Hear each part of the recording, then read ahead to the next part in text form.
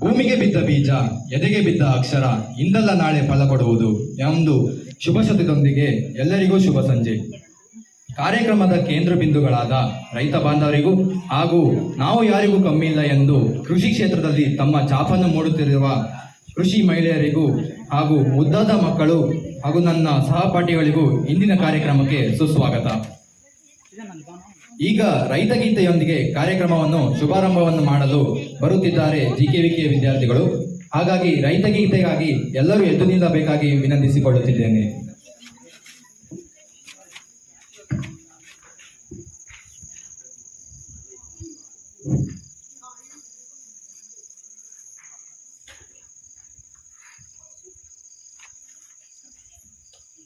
Running ಕೊಂಡ್ರಲ್ಲ Geetha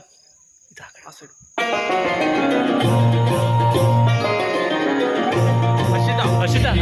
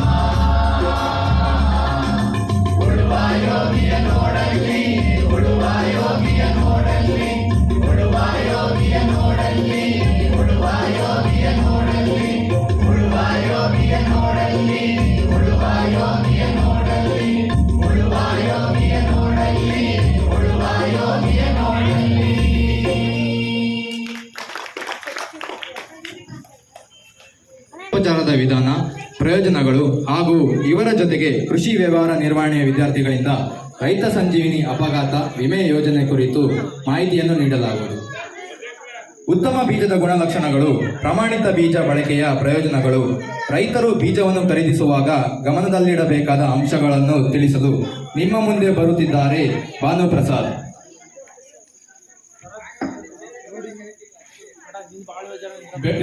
ಬೆಳೆಯುವ ಸಿರಿ ಮೊಳಕೆಯಲ್ಲಿ ಎಂಬ ಮಾತಿನಂತೆ ಎಲ್ಲರಿಗೂ ಶುಭ ಸಂಜೆ. ಉತ್ತಮ ಬೀಜಗಳ ಲಕ್ಷಣಗಳು ಎಂದರೆ, ಮೊದಲನೇದಾಗಿ ಉತ್ತಮ ಬೀಜಗಳು ಹೇಗಿರ್ತವೆ ಅಂದ್ರೆ ಅಧಿಕ ಮೊಳಕೆ ಹೊಡೆಯುವ ಶಕ್ತಿಯನ್ನು ಹೊಂದಿರ್ತವೆ. ಅಧಿಕ ಮೊಳಕೆ ಹೊಡೆಯುವ ಶಕ್ತಿ ಇರೋದ್ರಿಂದ ಇವುಗಳು ರೋಗ ಹಾಗೂ ಕೀಟ ಬಾಧೆಗಳನ್ನು ಹೊಂದಿರುವುದಿಲ್ಲ, ಇವುಗಳಿಂದ ವಿಮುಕ್ತರಾಗಿರ್ತವೆ. ಇನ್ನು ಇವುಗಳು ಹೇಗಿರ್ತವೆ ಅಂದ್ರೆ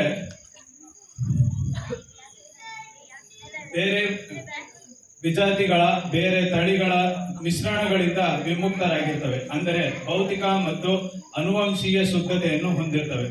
ಇನ್ನು ಪ್ರಮಾಣಿತ ಬೀಜಗಳ ಪ್ರಯೋಜನಗಳು. ಪ್ರಮಾಣಿತ ಬೀಜಗಳು ಎಂದರೆ ಸಾಮಾನ್ಯವಾಗಿ ನಾವು ರೈತ ಸಂಪರ್ಕ ಕೇಂದ್ರದಲ್ಲಿ ಪಡೆಯುತ್ತಿರ್ತಕ್ಕಂತಹ ನೀಲಿ ರಸೀದಿಯನ್ನು ಹೊಂದಿರತಕ್ಕಂತಹ ಚೀಲಗಳು. ಇವುಗಳ ಬೀಜಗಳ ಮುಖ್ಯ ಗುಣಗಳೆಂದರೆ ಅವುಗಳು ಅಧಿಕ ಇಳುವರಿಯನ್ನು ಹೊಂದಿರತಕ್ಕಂತಹ ಬೀಜಗಳು. ಅಧಿಕ ಇಳುವರಿ ಬರಬೇಕು ಅಂದ್ರೆ ಮೊದಲನೇದಾಗಿ ಅಧಿಕವಾಗಿ ಮೊಳಕೆ ಹೊಡಿಬೇಕು. ಹಾಗೆ ಇವುಗಳ ಮುಖ್ಯ ಗುಣಗಳು ಅಂದ್ರೆ ರೋಗ ಮತ್ತು ಕೀಟ ಬಾಧೆಗಳನ್ನು ನಿಯಂತ್ರಿಸತಕ್ಕಂಥದ್ದು. ಅಂದ್ರೆ ಅಧಿಕವಾಗಿ ನಿಮಗೆ ರಾಸಾಯನಿಕಗಳನ್ನು ಸಿಂಪಡಿಸುವ ಅಗತ್ಯತೆ ಇರುವುದಿಲ್ಲ. ಇನ್ನು ಅಧಿಕ ಇಳುವರಿ, ಇದು ಇದರ ಮುಖ್ಯ ಗುಣಗಳು. ಇನ್ನು ರೈತರು ಯಾವಾಗ್ಲೂ ಬೀಜ ಚೀಲವನ್ನ ಎಲ್ಲಿಂದನಾದ್ರೂ ಖರೀದಿಸಬೇಕು ಅಂದ್ರೆ ಅದು ಅಧಿಕೃತ ಸೋರ್ಸ್ ಆಗಿರ್ಬೇಕು. ಅಂದ್ರೆ ಅಧಿಕೃತ ವ್ಯಾಪಾರಿಗಳಾಗ್ಲಿ ಅಧಿಕೃತ ಅಂಗಡಿಗಳಿಂದ ಮಾತ್ರ ಖರೀದಿಸ್ತಕ್ಕಂಥದ್ದು. ಇದ್ರ ಮೇಲೆ ಮೊದಲನೇದಾಗಿ ಏನ್ ಪರೀಕ್ಷೆ ಮಾಡ್ಬೇಕಪ್ಪ ಅಂದ್ರೆ ವಾಯಿದೆ ದಿನಾಂಕ, ಅಂದ್ರೆ ಎಕ್ಸ್ಪೈರಿ ಡೇಟ್.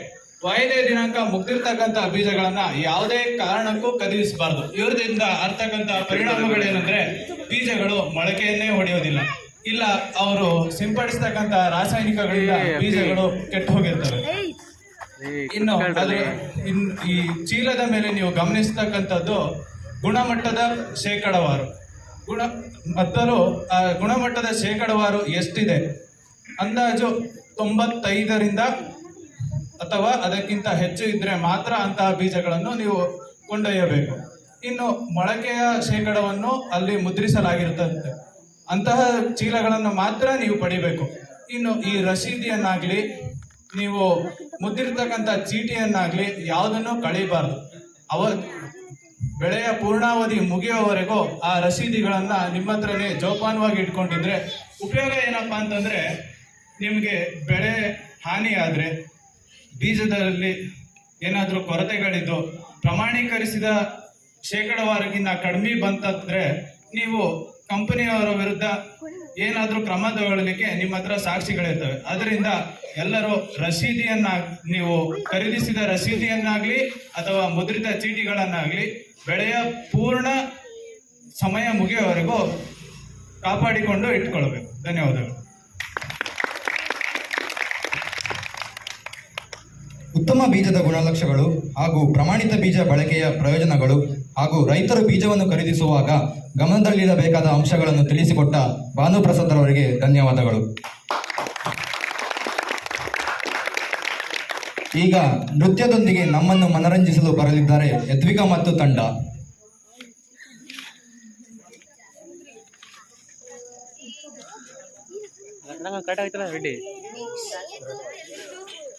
ಕರೆಕ್ಟಾಗೈತಾನೆ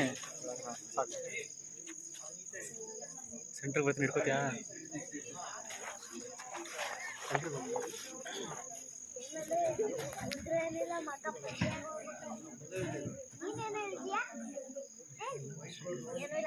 ಕರೆಕ್ಟಾಗೈತು, ಸ್ಟೇಜ್ ಕರೆಕ್ಟಾಗಿ ಇಟ್ಟಿದ್ದೀನಿ ನಾನು, ಏನು ಮಾಡೋಕ್ಕಾಗಲ್ಲ ಬಿಡು.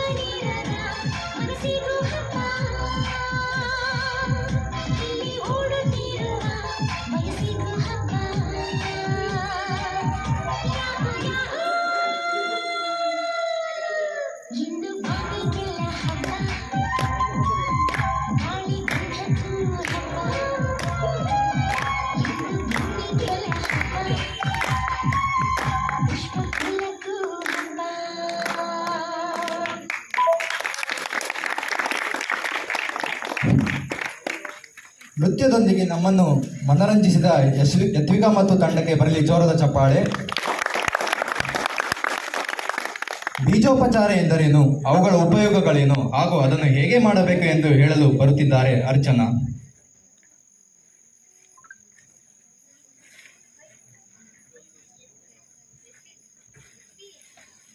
ಎಲ್ಲರಿಗೂ ನಮಸ್ಕಾರ. ಕೃಷಿಯಲ್ಲಿ ಬೀಜ ಒಂದು ಅತಿ ಕಡಿಮೆ ಖರ್ಚಿನ ಸಂಪನ್ಮೂಲ ಅಂತಾನೆ ಹೇಳ್ಬಹುದು. ಆದ್ರಿಂದ ಬಿತ್ತನೆ ಮಾಡೋದಕ್ಕಿಂತ ಮುಂಚೆ ಬೀಜೋಪಚಾರ ಮಾಡೋದು ತುಂಬಾ ಮುಖ್ಯವಾಗಿರುತ್ತದೆ. ಬೀಜೋಪಚಾರ ಅಂದ್ರೆ ಏನಪ್ಪಾ? ಬಿತ್ತನೆ ಮಾಡೋದಕ್ಕಿಂತ ಮುಂಚೆ ಬೀಜವನ್ನ ವಿವಿಧ ರೋಗ ಹಾಗೂ ಕೀಟನಾಶಕಗಳು ಅಥವಾ ಜೈವಿಕ ಗೊಬ್ಬರಗಳಿಂದ ಉಪಚರಿಸಿ ಆಮೇಲೆ ಬಿತ್ತನೆ ಮಾಡೋದನ್ನೇ ಬೀಜೋಪಚಾರ ಅಂತ ಕರೀತಾರೆ. ಈ ಬೀಜೋಪಚಾರ ಮಾಡೋದ್ರಿಂದ ಏನ್ ಪ್ರಯೋಜನಗಳು, ಏನ್ ಉಪಯೋಗಗಳು ಅಂತ ಕೇಳೋದಾದ್ರೆ, ಬೀಜೋಪಚಾರ ಅತಿ ಸುಲಭ ಮತ್ತು ಹೆಚ್ಚು ಪರಿಣಾಮಿಕ. ಈ ಬೀಜೋಪಚಾರ ಮಾಡೋದ್ರಿಂದ ಕೀಟನಾಶಕಗಳು ಅಥವಾ ರೋಗನಾಶಕಗಳನ್ನ ಬಳಸೋದು ತುಂಬಾ ಕಡಿಮೆ ಮಾಡಬಹುದು. ಅದಲ್ಲದೆ ರಾಸಾಯನಿಕ ಗೊಬ್ಬರಗಳನ್ನು ಉಪಯೋಗಿಸೋದು ಸಹ ಕಡಿಮೆ ಮಾಡಬಹುದು. ಈ ಬೀಜೋಪಚಾರದಿಂದ ಮೊಳಕೆ ಶಕ್ತಿ ಪ್ರಮಾಣವನ್ನು ಹೆಚ್ಚಿಸುವುದರ ಜೊತೆಗೆ ಸದೃಢವಾದ ಗಿಡಗಳನ್ನು ಸಹ ಪಡೆಯಬಹುದು. ಇದಲ್ಲದೆ ದ್ವಿದಳ ಧಾನ್ಯಗಳಾದ ಬೀಜಗಳನ್ನು ರೈಸೋಬಿಯಂ ಜೈವಿಕ ಅಣು ಜೀವ ಗೊಬ್ಬರದಿಂದ ಉಪಚಾರ ಮಾಡಿ ಆಮೇಲೆ ಬಿತ್ತನೆ ಮಾಡೋದ್ರಿಂದ ಗಿಡಗಳು ವಾತಾವರಣದಲ್ಲಿ ದೊರೆಯುವಂತಹ ಸಾರಜನಕವನ್ನ ಸ್ವತಃ ಪಡೆದುಕೊಳ್ಳಲು ಅನುಕೂಲವಾಗುತ್ತದೆ. ಇದಲ್ಲದೆ ಏಕದಳ ಮತ್ತು ಎಣ್ಣೆಕಾಳು ಬೀಜಗಳನ್ನು 6 ರಿಂದ 8 ಗಂಟೆಗಳ ಕಾಲ ನೀರಲ್ಲಿ ನೆನೆಸಿ ಒಣಗಿಸಿ ಆಮೇಲೆ ಬಿತ್ತನೆ ಮಾಡೋದ್ರಿಂದ ಮೊಳಕೆ ಶಕ್ತಿಯನ್ನು ಸಹ ಹೆಚ್ಚಿಸಬಹುದು. ಇದಲ್ಲದೆ ಬೀಜೋಪಚಾರ ಮಾಡೋದ್ರಿಂದ ಮಣ್ಣಿನಿಂದ ಅಥವಾ ಬೀಜದಿಂದ ಹುಟ್ಟಿ ಗಿಡಗಳಿಗೆ ಹರಡುವಂತಹ ರೋಗಗಳನ್ನು ಅಥವಾ ಕೀಟಗಳಿಂದ ನಾವು ಕಡಿಮೆ ಮಾಡಬಹುದು. ಇದಲ್ಲದೆ ಬೀಜದ ಗಾತ್ರ ಹಾಗೂ ಅಳತೆಯನ್ನು ಹಾಗೆ ಕಾಪಾಡಿಕೊಳ್ಳಬಹುದು. ಕೀಟಗಳಿಂದಲೂ ಸಹ ರಕ್ಷಣೆ ಮಾಡಬಹುದು. ಈ ಬೀಜೋಪಚಾರ 2 ವಿಧಾನದಲ್ಲಿ ಮಾಡಲಾಗುತ್ತದೆ. ಒಂದು ಬೀಜ ಬಿತ್ತನೆ ಮಾಡೋದಕ್ಕಿಂತ ಮುಂಚೆ, ಇನ್ನೊಂದು ಬೀಜ ಸಂಗ್ರಹಣೆ ಮಾಡೋದಕ್ಕಿಂತ ಮುಂಚೆ. ಬೀಜ ಬಿತ್ತನೆ ಮಾಡೋದಕ್ಕಿಂತ ಮುಂಚೆ ಯಾಕಪ್ಪ ಬೀಜೋಪಚಾರ ಮಾಡ್ತಾರೆ ಅಂದ್ರೆ, ಬೀಜ ಬಿತ್ತೋದಕ್ಕಿಂತ ಮುಂಚೆ ಬೀಜೋಪಚಾರ ಮಾಡಿದ್ರೆ ನಾವು ಅದರ ಮೊಳಕೆ ಶಕ್ತಿಯನ್ನು ಹೆಚ್ಚಿಸಬಹುದು. ಅದೇ ರೀತಿ ಮಣ್ಣಿನಿಂದ ಅಥವಾ ಬೀಜದಿಂದ ಹರಡುವಂತಹ ರೋಗ ಅಥವಾ ಕೀಟಗಳಿಂದ ಕಾಪಾಡ್ಕೋಬಹುದು. ಇನ್ನೊಂದು ಬೀಜ ಸಂಗ್ರಹಣೆ ಮಾಡುವ ಮೊದಲು ಯಾಕಪ್ಪ ಬೀಜೋಪಚಾರ ಮಾಡ್ತಾರೆ ಅಂದ್ರೆ, ಸಂಗ್ರಹಣೆ ಮಾಡುವ ಸಮಯದಲ್ಲಿ ಕಂಡು ಬಂದಂತಹ ಕೀಟಗಳು ಮತ್ತು ರೋಗಗಳನ್ನ ಕಡಿಮೆ ಮಾಡೋದಕ್ಕೆ ಅಥವಾ ಮೊಳಕೆ ಶಕ್ತಿಯನ್ನ ಹೆಚ್ಚಿಸೋದಕ್ಕೆ, ಮುಂದಿನ ಕಾಲದವರೆಗೂ ಬಿತ್ತನೆ ಮಾಡೋವರೆಗೂ ಆ ಬೀಜ ಕರೆಕ್ಟ್ ಆಗಿ ಇರೋದಕ್ಕೆ ಅಥವಾ ಹಾಳಾಗ್ದಿರ ನೋಡ್ಕೊಳ್ಳೋದಕ್ಕೆ ಬೀಜ ಸಂಗ್ರಹಣೆ ಮಾಡುವ ಮೊದಲು ನಾವು ಬೀಜೋಪಚಾರವನ್ನು ಮಾಡಬೇಕು. ಧನ್ಯವಾದಗಳು. ಬೀಜೋಪಚಾರ ಎಂದರೇನು, ಅವುಗಳ ಉಪಯೋಗಗಳನ್ನು ತಿಳಿಸಿಕೊಟ್ಟ ಅರ್ಚನರವರಿಗೆ ಧನ್ಯವಾದಗಳು. ಕಾರ್ಯಕ್ರಮದ ಕೊನೆಯಲ್ಲಿ ನೃತ್ಯ ಮಾಡಿದ ಮಕ್ಕಳಿಗೆ ಬಹುಮಾನ ವಿತರಣೆ ಇರಲಿದ್ದು, ಹಾಗಾಗಿ ಎಲ್ಲರೂ ಕಾರ್ಯಕ್ರಮ ಕೊನೆಯವರೆಗೆ ಇರಬೇಕೆಂದು ವಿನಂತಿಸಿಕೊಳ್ಳುತ್ತಿದ್ದೇನೆ. ಈಗ ನೃತ್ಯದೊಂದಿಗೆ ನಮ್ಮನ್ನು ಮನರಂಜಿಸಲು ಬರುತ್ತಿದ್ದಾರೆ ಸುಷ್ಮಿತಾ.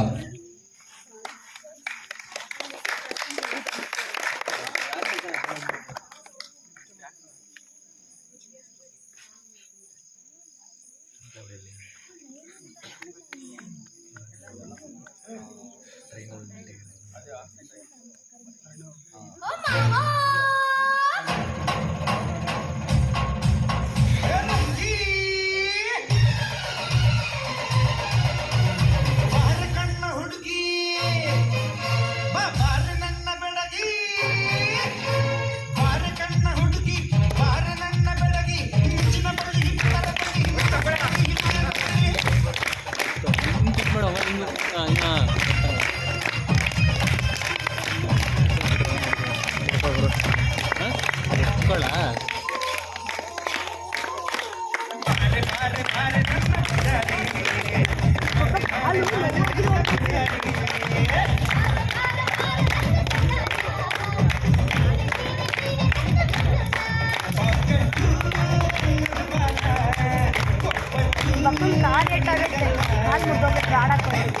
ಹಾಂ ಹೌದಾ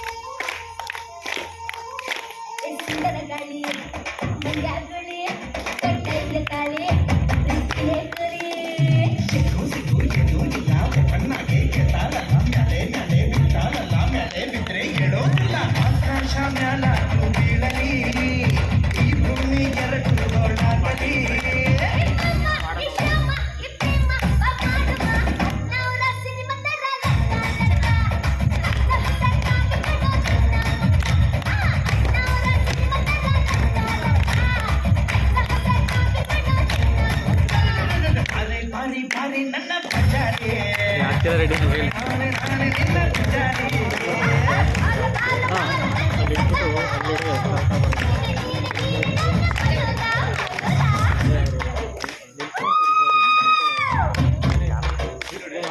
ಅಲ್ಲ ಅಲ್ಲಿ ಮಾಡುವ ಅಲ್ಲಿ ಬರ್ಡ್ ಇಡ್ಬೋದಾ ಕಾಣ್ಸುತ್ತಾ ಇದೊಂದು ಸೇರು ಮುಗಿಲಿಲ್ಲ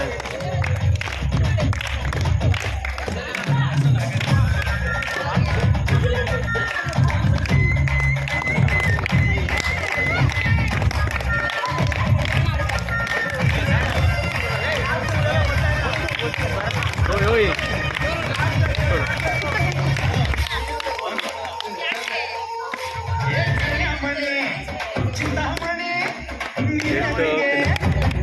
ಇಡೋದಲ್ಲಿ ಕಾಣಿಸ್ತಲ್ಲ ಬೀಳ್ ಬಿದ್ದೋಗ್ಬಿಟ್ರೆ ಭಯ ಅದೇ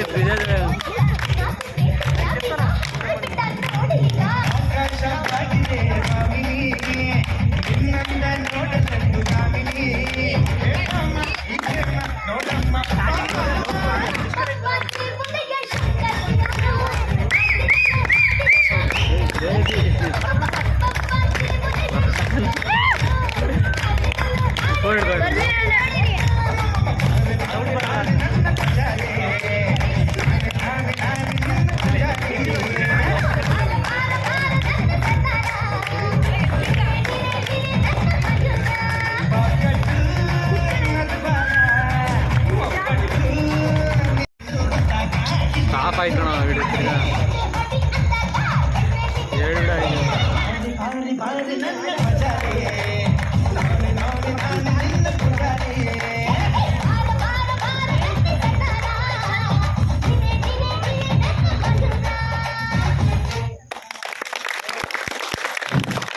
ತಮ್ಮ ನೃತ್ಯದೊಂದಿಗೆ ಎಲ್ಲರ ಮನಸ್ಸಿನಿಂದ ಸುಷ್ಮಿತಾರವರಿಗೆ ಬರಲಿ ಜೋರದ ಚಪ್ಪಾಳೆ. ನಲ್ಲಿ ಉಳುಮೆ ಮಾಡುವಂತಹ ಸಂದರ್ಭದಲ್ಲಿ ಅಂದ್ರೆ ಬಿತ್ತನೆ ಕೆಲಸ ಮಾಡುವಾಗಲಿ ಅಥವಾ ಕಳೆ ಕೀಳುವಂತಹ ಸಂದರ್ಭದಲ್ಲಾಗಲಿ ಅಥವಾ ಬೆಳೆಗಳಿಗೆ ಗೊಬ್ಬರವನ್ನು ಹಾಕುವಂತಹ ಸಂದರ್ಭದಲ್ಲಿ ಔಷಧಿಯನ್ನು ಸಿಂಪಡಿಸುವಂತಹ ಸಂದರ್ಭದಲ್ಲಾಗಲಿ ಅವರು ಕೃಷಿಯಲ್ಲಿ ಯಾವುದೇ ಚಟುವಟಿಕೆಗಳನ್ನ ಮಾಡ್ತಾ ಇರುವಂತಹ ಸಂದರ್ಭದಲ್ಲಿ ಮತ್ತೆ ಅವರು ಬೆಳೆದಿರುವಂತಹ ಬೆಳೆಯನ್ನ ಗಾಡಿಗಾಗಲಿ ಅಥವಾ ಟ್ರ್ಯಾಕ್ಟರು ಇತ್ಯಾದಿ ವಾಹನಗಳಿಗೆ ಅದನ್ನು ತುಂಬುವಂತಹ ಸಂದರ್ಭದಲ್ಲಿ ಅವ್ರಿಗೆ ಏನಾದರೂ ಹೆಚ್ಚು ಕಮ್ಮಿಯಾಗಿ ಅವರು ಅಂಗವಿಕಲತೆಗೆ ಒಳಗಾದರೆ ಅಥವಾ ಹೆಚ್ಚು ಕಮ್ಮಿಯಾಗಿ ಸಾವನ್ನಪ್ತು ಅಂತಂದರೆ ಅವರು ಈ ಯೋಜನೆಯಲ್ಲಿ ಫಲಾನುಭವಿಗಳಾಗುತ್ತಾರೆ. ಅವರು ಕೃಷಿ ಅಂದರೆ ಈ ವ್ಯಾಪ್ತಿಯಲ್ಲಿರುವಂತಹ ರೈತರು ವಾಸಿಸುವಂತಹ ವ್ಯಾಪ್ತಿಯಲ್ಲಿರುವಂತಹ APMC ಕೃಷಿ ಮಾರುಕಟ್ಟೆ ಸಮಿತಿಗಳಲ್ಲಿ ಅವರು ಹೋಗಿ ಅರ್ಜಿಯನ್ನು ಸಲ್ಲಿಸಿದ್ರೆ ಅವರಿಗೆ ಇಂತಿಷ್ಟು ಮೊತ್ತ ಇಟ್ಕೊಂಡಿರ್ಬೇಕು, ಮತ್ತೆ ಆ ಚೀಟಿಗಳನ್ನ ಇಟ್ಕೊಂಡಿರ್ಬೇಕು. ಖರೀದಿ ಕೇಂದ್ರದಲ್ಲಿ ಡೂಪ್ಲಿಕೇಟ್ ಏನಾದ್ರು ಸಿಕ್ಕಿದ್ರೆ ಅದ್ರ ಬಗ್ಗೆ ಕ್ರಮ ಜರುಗಿಸ್ಬೇಕು ಅಂತ ವಿಚಾರ ಹೇಳಿದ್ರಿ. ಈಗ ಬೀಜ ಖರೀದಿ ಮಾಡಿದಂತ ರೈತರು ಆ ಚೀಲದಲ್ಲಿ ಬೀಜ ಬಿತ್ತನೆ ಮಾಡಿಬಿಡ್ತಾರೆ. ಆನಂತರ ಅದು ಇಟ್ಕೋತಾರೋ ಇಟ್ಕೊಳ್ಳೋರು, ಇಟ್ಕೋಬೇಕು ಅಂತ ನೀವು ಹೇಳಿದ್ರಿ, ಒಳ್ಳೆಯದು. ಇಟ್ಕೊಳ್ಳದಲ್ಲೇ ಇದ್ದಂಥ ಸಂದರ್ಭದಲ್ಲಿ ಅದಕ್ಕೆ ಪರಿಹಾರ ಮಾರ್ಗ ಏನಾದ್ರು ಇದೆಯಾ? ಒಂದು ಪ್ರಶ್ನೆ. ಎರಡನೇದು, ಇಷ್ಟೊಂದು ಡೂಪ್ಲಿಕೇಟಲ್ಲಿ ಮಾರಾಟ ಮಾಡ್ತಕ್ಕಂಥ ಮಳಿಗೆಗಳಿಗೆ ಪರ್ಮಿಷನನ್ನಾಗಲಿ ಇನ್ನೊಂದಾಗಲಿ ಕೊಡ್ತಕ್ಕಂಥ ವಿಧಾನದಲ್ಲಿ ಆ ಮಳಿಗೆಗಳನ್ನ ರೈಡ್ ಮಾಡಲಿಕ್ಕೆ ಸರ್ಕಾರದಲ್ಲಿ ಯಾವುದೇ ರೀತಿಯಾದಂಥ ಭದ್ರತೆ, ಸೂಕ್ತ ಕ್ರಮ ಜರುಗಿಸುವಂಥ ವಿಧಾನ ಇದೆಯಾ ಇಲ್ಲವಾ? ಇದು ಒಂದು ಬೀಜ ಖರೀದಿ ಮಾಡ್ತಕ್ಕಂಥ ರೈತರಿಗೆ ಪ್ರಶ್ನೆ. ಎರಡನೇದು, ಬೀಜೋಪಚಾರ ಮಾಡೋ ವಿಚಾರದಲ್ಲಿ ಇರಲಿ, ಬೀಜನ ಬಿತ್ತನೆ ಮಾಡುವಾಗ ಮಾಡ್ತಕ್ಕಂಥ ವಿಚಾರ, ಬೀಜನ ಸಂಸ್ಕರಣೆ ಮಾಡ್ತಕ್ಕಂಥ ಸಂದರ್ಭದಲ್ಲಿ ಮಾಡ್ತಕ್ಕಂಥ ವಿಚಾರ. ಈ ಬೀಜ ಸಂಸ್ಕರಣೆ ಮಾಡುವಾಗ ಕ್ರೋಢೀಕರಿಸುವಾಗಲೇ ಮಾಡ್ತಕ್ಕಂಥ ವಿಧಾನನ ನೀವು ಸ್ಪಷ್ಟವಾಗಿ ಹೇಳಲಿಲ್ಲ ಅಂತ ನನಗೆ ಅನ್ನಿಸ್ತದೆ. ಅದು ಯಾವ ವಿಧಾನದಲ್ಲಿ ಮಾಡಬೇಕು, ಹೇಗೆ ಮಾಡಬೇಕು ಅಂತಕ್ಕಂಥ ಒಂದು ವಿಚಾರನ ಸ್ಪಷ್ಟವಾಗಿ ತಿಳಿಸ್ಬೇಕು ಅಂತ. ಎರಡನೇದು, ಬಿತ್ತನೆ ಮಾಡುವಾಗ ಬೀಜ ಸಂಸ್ಕರಣೆ ಮಾಡಿ ಅಂತ ನೀವು ಹೇಳಿದ್ರಿ. ಅದು ಎಷ್ಟು ಗಂಟೆಗಳು, ಎಷ್ಟು ದಿನಗಳು, ಅದರ ಪ್ರಯೋಗನ ಪ್ರಾರಂಭದಲ್ಲಿ ನಾವೇನಾದ್ರೂ ತಿಳ್ಕೊಂಡು ಆನಂತರ ಮಾಡ್ಬೋದಾ ಅಂತಕ್ಕಂಥ ಸ್ಪಷ್ಟತೆನ ನೀವು ದಯಮಾಡಿ ತಿಳಿಸ್ಬೇಕು ಅಂತ ನಮ್ಮ ಅಭಿಪ್ರಾಯ. ಸರ್, ಮೊದಲು ನೀವು ಬೀಜನ ಖರೀದಿ ಮಾಡ್ತಿರಲ್ಲ ಅವಾಗ ನಿಮ್ಗೆ ಅವ್ರು ಚೀಟಿ ಕೊಡ್ತಾರೆ. ಅಂದ್ರೆ ಅದ್ರ ಬ್ಯಾಗ್ ಜೊತೆನೆ ಇರುತ್ತೆ ಒಂದು, ನಿಮ್ಗೆ ನೀಲಿ ಕಲರ್ ಚೀಟಿ ಬರುತ್ತೆ. ಅದನ್ನ ಮಾತ್ರ ನೀವು ತಗೋಬೇಕು, ಅಂತ ಬ್ಯಾಗ್ ಮಾತ್ರ ನೀವು ತಗೋಬೇಕು. ಯಾಕಂದ್ರೆ ಅದು ಎಲ್ಲ ಟೆಸ್ಟಿಂಗ್ ಲ್ಯಾಬ್ಲಿಂದ ಟೆಸ್ಟಿಂಗ್ ಆಗಿ ಅಪ್ರೂವಲ್ ಆಗಿ ಬಂದಿರುತ್ತೆ. ಇದು ಒಂದೇದು. ಆ ಚೀಟಿನ ನೀವು ಇಟ್ಕೋಬೇಕು. ಇಟ್ಕೊಳ್ಳಿಲ್ಲ ಅಂದ್ರೂ ಫೋಟೋನಾದ್ರೂ ತಗೋಬೇಕು. ಇದು ನಿಮ್ ಜವಾಬ್ದಾರಿ ಅಂತ ನಾನು ಹೇಳಕ್ ಬಯಸ್ತೀನಿ. ನೆಕ್ಸ್ಟ್,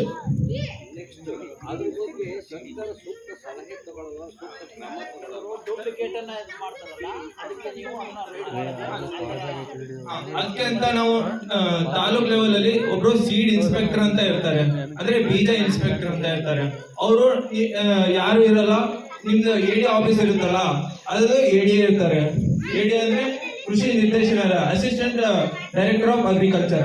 ಅವರು ನಿಮ್ಮ ಕೃಷಿ ಬೀಜ ಇನ್ಸ್ಪೆಕ್ಟರ್ ಆಗಿರ್ತಾರೆ. ಅವ್ರಿಗೆ ನೀವು ಕಂಪ್ಲೇಂಟ್ ಕೊಡ್ಬೋದು. ನಿಮ್ದೇನಾದ್ರೂ ಬೀಜ ತಗೊಂಡಾಗ ಅದೇನು ಮೊಳಕೆ ಹೊಡಿಲಿಲ್ಲ ಅಂದ್ರೆ ಅವಾಗ ನೀವು ಹೋಗಿ ಅವ್ರಿಗೆ ಕಂಪ್ಲೇಂಟ್ ಕೊಡ್ಬೋದು. ಆ ಕಂಪ್ಲೇಂಟ್ ಕೊಡ್ಬೇಕಾದ್ರೆ ನೀವು ಈ ಸ್ಲಿಪ್ ಒಯ್ಬೇಕು, ಮತ್ತೆ ಅದ್ ಬ್ಯಾಗ್ ಇರುತ್ತಲ್ಲ, ಬ್ಯಾಗ್ ಇಟ್ಕೊಂಡಿದ್ರೆ ಇನ್ನೂ ಒಳ್ಳೇದು.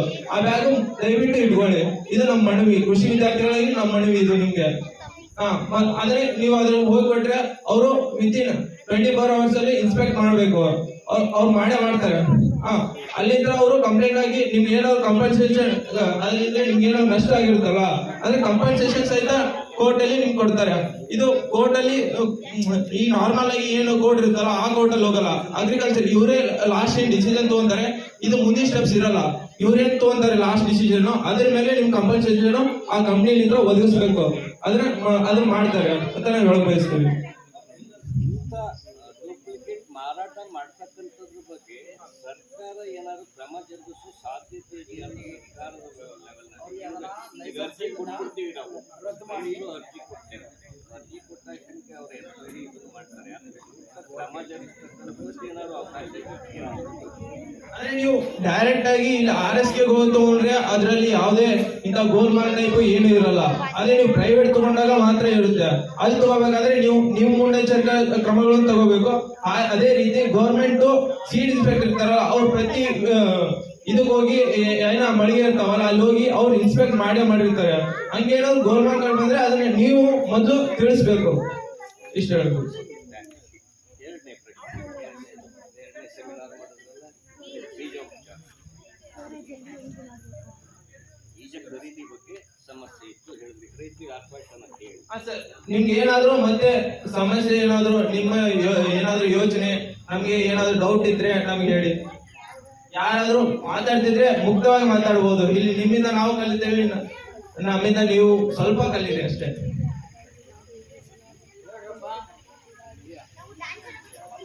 ಯಾರಾದ್ರೂ ಮಾತಾಡ್ತೀರಾ?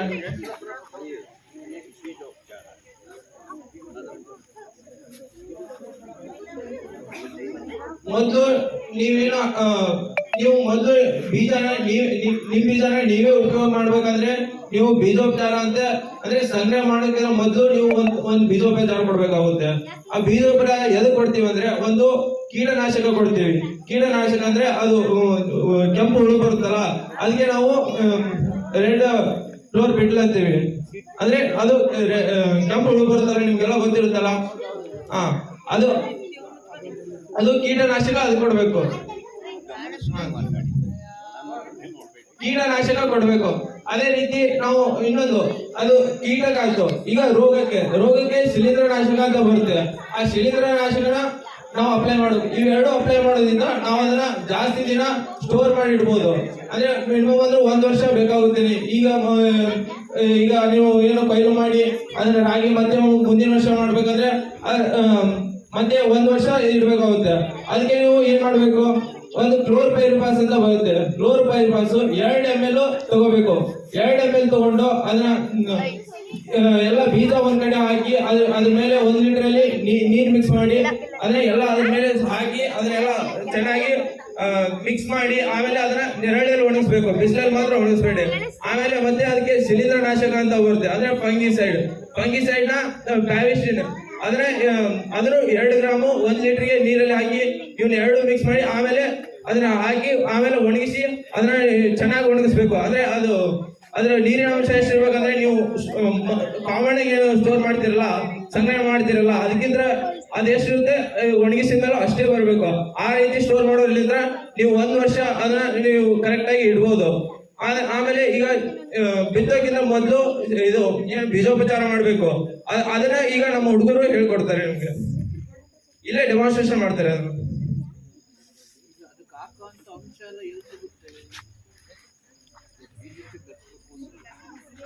ಕೃಷಿ ಇಲಾಖೆಯಲ್ಲಿ ಸಿಗುತ್ತೆ, ಇಲ್ಲ ಇಲ್ಲಿ ನಿಮ್ ಕೀಟನಾಶಕ ಅಂಗಡಿ ಇರ್ತವೆ ಅಲ್ಲಿ ಸಿಗುತ್ತೆ. ಮತ್ತೆ ಈಗೇನು ಕ್ಲೋರೋಪೈರಿಫಾಸ್ ಮತ್ತೆ ಶಿಲೀಂಧ್ರನಾಶಕ ಏನ್ ಹಾಕಿರ್ತೀರಲ್ಲ ಅದನ್ನ ನೀವು ಯಾವುದೇ ರೀತಿ ಅಡುಗೆ ಪದಾರ್ಥ ಆಗ್ಲಿ ಅಥವಾ ನಿಮ್ಮ ಹಸುಗಳಿಗಾಗ್ಲಿ ಯಾವುದಕ್ಕೆ ಕೊಡಕ್ ಹೋಗ್ಬೇಡಿ. ಮತ್ತೆ ನೀವು ಏನು ಬೀಜಕ್ಕಂತ ಕೊಟ್ಟಿರ್ತಾರಲ್ಲ ಅದನ್ನು ಯಾವತ್ತು ನೀವು ಊಟ ಮಾಡೋದಕ್ಕೆ ಅಥವಾ ನಿಮ್ಮ ಹಸುಗಳಿಗೆ ಯಾವತ್ತು ಕೊಡಕ್ ಹೋಗ್ಬೇಡಿ. ಅದರಲ್ಲಿ ಹಾನಿಕಾರಕ ಪದಾರ್ಥಗಳಿರ್ತವೆ. ಮಕ್ಕಳ ಕೈಯಿಂದ ದೂರ ಇರಬೇಕು. ಮತ್ತೆ ನಿಮ್ಮಿಂದಲೂ ದೂರ ಇಡಿ.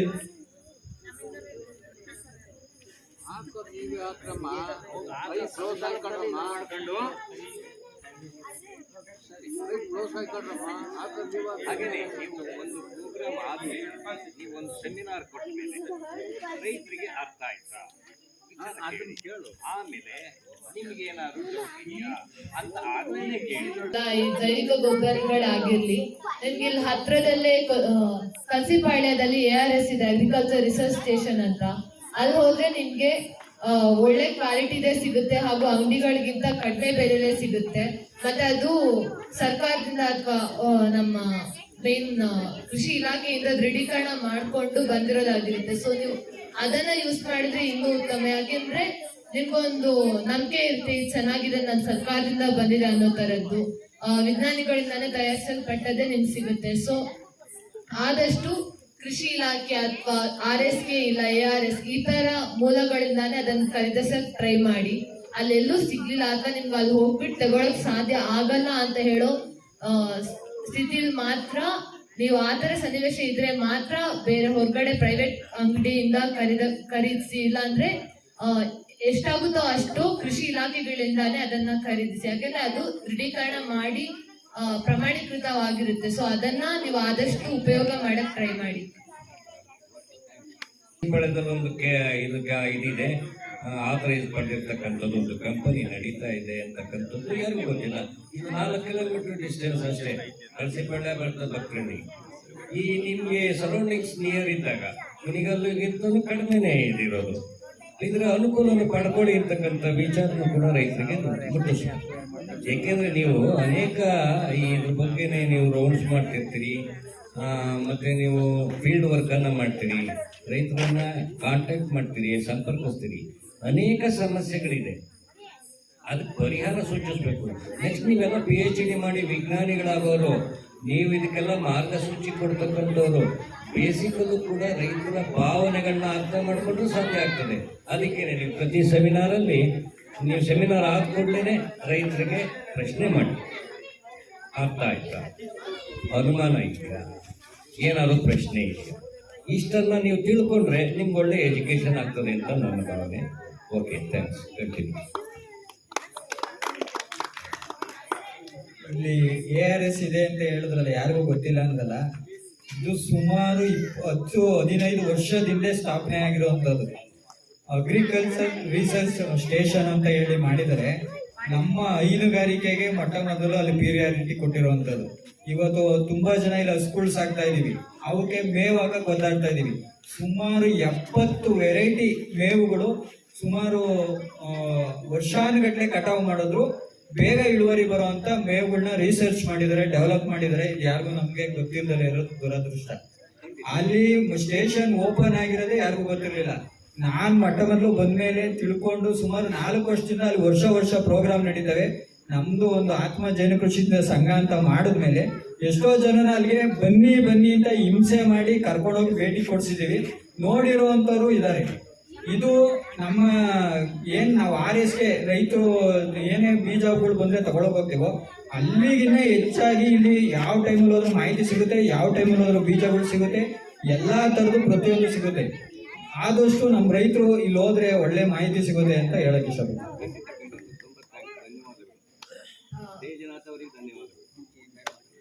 ಕೃಷಿ ಸಂಶೋಧನಾ ಕೇಂದ್ರದ ಬಗ್ಗೆ ಇಲ್ಲಿ ಗ್ರಾಮಸ್ಥರಿಗೆ ಹೇಳಿಕೊಟ್ಟಂತಹ ತೇಜನಾಥ್ ಅವರಿಗೆ ಧನ್ಯವಾದಗಳು. ಮತ್ತೆ ನಾವು ಮುಂಬರುವ ಕಾರ್ಯಕ್ರಮಗಳಲ್ಲಿ ಇಲ್ಲೇ ಹತ್ರದಲ್ಲಿರುವ ಎಲ್ಲ ಕೃಷಿ ಇಲಾಖೆಗಳಾಗಿರ್ಬೋದು, ಇಲ್ಲ ರೈತ ಸಂಪರ್ಕ ಕೇಂದ್ರ, ಇವುಗಳಲ್ಲಿರುವ ಸೌಲಭ್ಯಗಳು ಮತ್ತೆ ಇದನ್ನ ನಮ್ಮ ಊರಿನವರು ಯಾವ ರೀತಿ ಉಪಯೋಗ ಮಾಡ್ಕೊಳ್ಬಹುದು, ಅದರಿಂದ ಯಾವ್ಯಾವ ಸವಲತ್ತುಗಳು ನಿಮ್ಗೆ ದೊರಕಲಿದೆ, ಅಥವಾ ಅದರಿಂದ ಯಾವ ಸ್ಕೀಮ್ಸ್ ಇದೆ, ಯಾವ್ಯಾವ ಇದು ಕ್ರಾಪ್ಸ್ ಬಗ್ಗೆ ಆಗ್ಲಿ, ಬೆಳೆಗಳ ಬಗ್ಗೆ ಆಗಲಿ ಅವ್ರ ಮಾಹಿತಿ ನೀಡ್ತಾರೆ. ಅದ್ರ ಬಗ್ಗೆ ಎಲ್ಲ ಒಂದು ಕಾರ್ಯಕ್ರಮ ಮಾಡ್ತೀವಿ. ಅದ್ರ ಜೊತೆಗೇನೆ ನಾವು ಬೀಜ ಸಂಗ್ರಹಣಾ ವಿಧಾನಗಳ ಕುರಿತು ಮತ್ತೆ ಅದ್ರ ಸಂಗ್ರಹಣೆಯನ್ನು ನೀವು ಮಾಡ್ಬೇಕಾದ್ರೆ ಯಾವ್ಯಾವ ರೀತಿ ಮುನ್ನೆಚ್ಚರಿಕಾ ಕ್ರಮಗಳನ್ನು ತಗೋಬೇಕು, ಅಥವಾ ಅದಕ್ಕೆ ಯಾವ ಸ್ಪ್ರೇಗಳನ್ನು ಕೊಡ್ಬೇಕು, ಅದ್ರ ಬಗ್ಗೆ ಒಂದು ಕಾರ್ಯಕ್ರಮ ಮಾಡ್ತೀವಿ ಅಂತ ಹೇಳಲಿಕ್ಕೆ ಇಚ್ಛೆ ಪಡ್ತೇನೆ. ಹಾಗೂ ಇದೇನಾದ್ರೂ ಸಂಶಯಗಳು ಇಲ್ಲ ಅಂತಾದ್ರೆ ನಾವು ನಮ್ಮ ಇಂದಿನ ಈ ಕಾರ್ಯಕ್ರಮವನ್ನು ಮುಂದುವರಿಸ್ತೇವೆ. ಮತ್ತೆ ಇನ್ನೊಂದು ಮಾಹಿತಿ, ಇಲ್ಲಿ ಅಗ್ರಿಕಲ್ಚರ್ ರಿಸರ್ಚ್ ಸ್ಟೇಷನ್ ಅಂತ ಏನ್ ಹೇಳಿದೆ, ಇಲ್ಲಿ ತುಂಬಾ ಜನ ವಿಜ್ಞಾನಿಗಳು ಪ್ರತಿನಿತ್ಯ ಕೆಲಸ ಮಾಡ್ತಾ ಇದ್ದಾರೆ. ನಾನು 4 ವರ್ಷದಿಂದ ಅಲ್ಲಿ ಹೊಂದಿರುವಂತ ಒಡನಾಟದಲ್ಲಿ ಅಲ್ಲಿರುವಂತ ದೊಡ್ಡ ವಿಜ್ಞಾನಿಗಳು ನಮ್ಮ ಜೊತೆ ಸಂಪರ್ಕದಲ್ಲಿದ್ದಾರೆ. ನೀವೆಲ್ಲರೂ ಸಹಕಾರ ಕೊಟ್ರೆ ಇಲ್ಲಿ ಹೆಚ್ಚಿನದಾಗಿ ತೆಂಗು ಮತ್ತು ಅಡಿಕೆ ಬೆಳೆ ಪ್ರಾಮುಖ್ಯತೆ ಇದೆ. ಇದರಲ್ಲಿ ಈಗ ತುಂಬಾ ಸಮಸ್ಯೆಗಳು ಉದ್ಭವ ಆಗಿದ್ದಾವೆ. ನೀವೆಲ್ಲರೂ ಒಗ್ಗೂಡಿ ಒಂದಿನ ನೀವು ಕಾರ್ಯಕ್ರಮ ಮಾಡ್ತೀನಿ ಅಂದ್ರೆ GKVK ವಿದ್ಯಾರ್ಥಿಗಳ ಮುಖಾಂತರ ಆ ವಿಜ್ಞಾನಿಗಳನ್ನ ಕರೆಸಿ ನಿಮ್ಮ ತೋಟದಲ್ಲೇ ನಿಮ್ಮ ಸಮಸ್ಯೆಗಳನ್ನ ಬಗೆಹರಿಸುವಂತ ಕಾರ್ಯಕ್ರಮ ಮಾಡ್ಬೇಕು ಅಂತ ಇದು ತುಂಬಾ ವರ್ಷಗಳಿಂದ ಅವರು ನನ್ನಲ್ಲಿಟ್ಟಿರುವಂತ ಮನವಿ. ಆದ್ರೆ ನಾವು ರೈತರನ್ನ ಒಗ್ಗೂಡಿಸಿ ಅವ್ರನ್ನ ಕರೆಸ್ಕೊಳಕ್ ನಮ್ಮ ಕೈಲಿ ಆಗಿಲ್ಲ. ಈಗ ಏನೋ ಒಂದ್ ಸಂದರ್ಭದಲ್ಲಿ ಎಲ್ಲರೂ ಸೇರಿದ್ರ ಒಬ್ರಿಗೊಬ್ರು ವಿಷಯ ಮುಗಿಸ್ಕೊಂಡಿದೆ ಆದ್ರೆ ಯಾರ್ದಾರು ತೋಟ ಆಗ್ಬೋದು, ನೀವೆಲ್ಲ ಒಂದ್ ಕಡೆ ಸೇರ್ತೀವಿ ಅನ್ನೋದಾದ್ರೆ ವಿಜ್ಞಾನಿಗಳನ್ನ ಕರೆಸಿ ಅವರ ಮುಖಾಂತರ ನಮ್ಮಲ್ಲಿರೋ ಈಗ ಏನು ತೆಂಗು ಬೆಳೆಗೆ ಬಂದಿರೋ ಪ್ರತಿಯೊಂದು ಸಮಸ್ಯೆನೂ ಖುದ್ದಾಗಿ ನಿಮ್ಗೆ ಬಗೆಹರಿಸ್ಕೊಡ್ಬೋದು ಅಂತ ನನ್ನೊಂದು ಮನವಿ.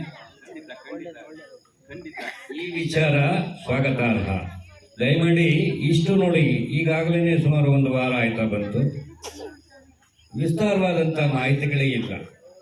ಯಾವಾಗಲೂ ರೈತರಿಗೆ ಈ ರೀತಿ ಮಾಹಿತಿ ಮುಟ್ಟಿದ್ರೆ ನಿಮಗೂ ಅನುಕೂಲ ಮತ್ತು ರೈತರಿಗೂ ಅನುಕೂಲ, ರೈತರಿಗೆ ಅನುಕೂಲ ಆಗ್ತಕ್ಕಂಥ ವಿಚಾರ. ಈಗ ನೀವು ಹೆಚ್ಚಿನ ಅಧ್ಯಯನ ಮಾಡ್ಕೊಂಡು ಬಂದಿಲ್ಲ ನೋಡಿ. ಈಗ ನನಗೆ ಇಲ್ಲಿ ವಿಚಾರ ಗೊತ್ತಿರಲಿಲ್ಲ, ತೇಜನಾಥನ್ಗೆ ಆಗಲೇ 4 ವರ್ಷದಿಂದ ಸಂಪರ್ಕ ಆದ್ರೂ ನಮ್ಮ ರೈತರು ಕೂಡ ಅದಕ್ಕೆ ಸ್ಪಂದಿಸಿಲ್ಲ ಅಂತಕ್ಕಂಥ. ಒಂದು ದಿವಸ ತೇಜನಾಥ ಒಂದು ದಿವಸ ಆ ವಿಜ್ಞಾನಿಗಳನ್ನ ಕರೆಸಿ ಒಂದು ಸಲಹೆನ, ಒಂದು ಮಾರ್ಗದರ್ಶನ ಕೊಡಿಸೋ ವ್ಯವಸ್ಥೆನ ಮಾಡಬೇಕು ಅಂತ ಹೇಳ್ತೀವಿ. ಅದಕ್ಕೆ ಇನ್ನು ಒಂದು ಆಯೋಜನೆ ಮಾಡಬೇಕು, ರೈತರೆಲ್ಲ ಸೇರಿ ಇಲ್ಲೊಂದು ಆಯೋಜನೆ ಮಾಡ್ಕೋಬೇಕು. ನಾವು ಆಯೋಜನೆ ಮಾಡಿ ಕರೆದ್ರೆ ಅವರಲ್ಲಿರ್ತಕ್ಕಂಥ ಜ್ಞಾನನ ಹೇಳ್ತಾರೆ, ನಾವು ತಿಳ್ಕೊಳ್ಳೋದು ಬಿಡೋದು ನಮಗೆ ಬಿಟ್ಟಿದ್ದಾಗಿರ್ತದೆ. 10 ಮಿನಿಟ್ಸ್ ಅಂದ್ರೆ ಪ್ರಾಕ್ಟಿಕಲ್ ಆಗಿ ಅದೊಂದು ಸಮಸ್ಯೆ, ಅದೊಂದು ಸಮಯನ ನಿಗದಿ ಮಾಡಿ ದಯಮಾಡಿ.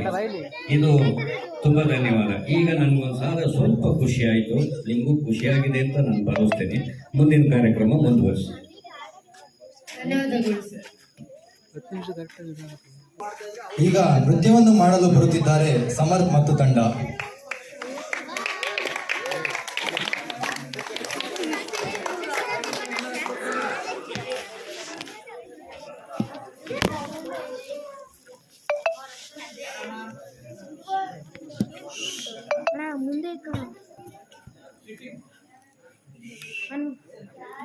ಆಫ್ ಆಗೋದು ಇಲ್ಲೇ ಆಫ್ ಮಾಡಿ.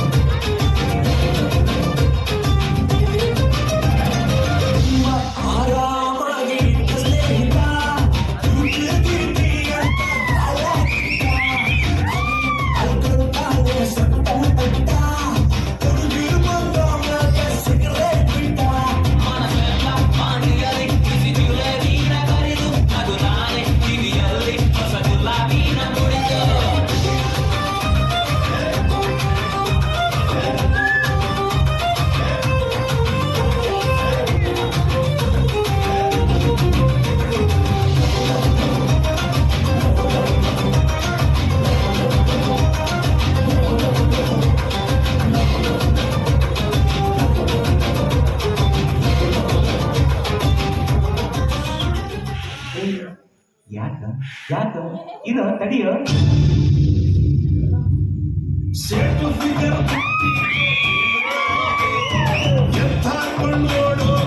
ಐಡಿಯಾ ಇದೆ.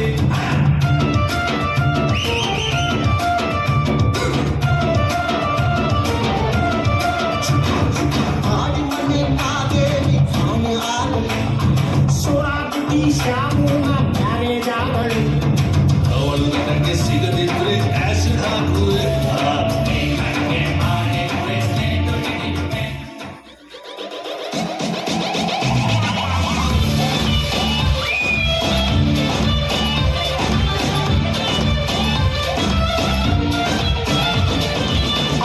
ಹುಡುಗಿ ಪ್ರಪೋಸ್ ಮಾಡಿ ಲವ್ ಯು ಅಂದರೆ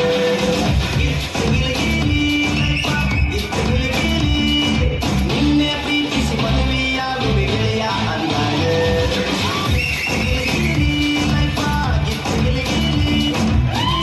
ತಿರುಗಾಡಿ ಸುಂದಾಗಿ ಕುಂಚಿದ್ದೆ ಕೇಳೋ ನನ್ನ ಗೆಳೆಯ. ಇವತ್ತು ನನಗ ಒತ್ತು ಸಿಕ್ಕಿದ್ದಾಳ ಅತಿ ಪ್ರೀತಿಯ ಹೃದಯ.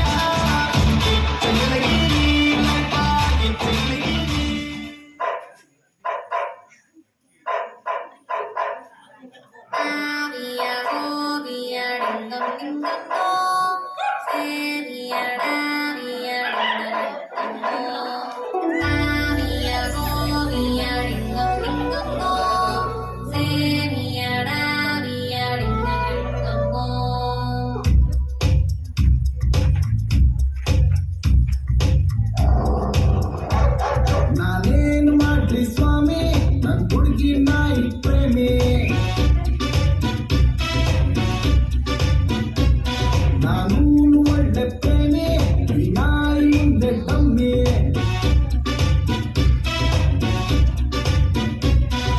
ಹುಡುಗಿ ಮನೆಯಲ್ಲಿ ನಾಯಿ ಇದ್ರೆ ಲವ್ವು ತುಂಬಾನೇ ಕಷ್ಟ. ನಾಯಿ ಬದಲು ಹುಡುಗಿಗೊಬ್ಳು ತಂಗಿ ಇರಬಾರ್ದಿತ್ತ, ನಂಗೆ ಸಿಗ್ಬಾರ್ದಿತ್ತ. ನಾನೇನು ಮಾಡ್ಲಿ ಸ್ವಾಮಿ, ನನ್ ಹುಡುಗಿ ನಾಯಿ ಪ್ರೇಮಿ. ನಾನು ಒಳ್ಳೆ ಪ್ರೇಮಿ, ನಾಯಿ ಮುಂದೆ ಕಮ್ಮಿ.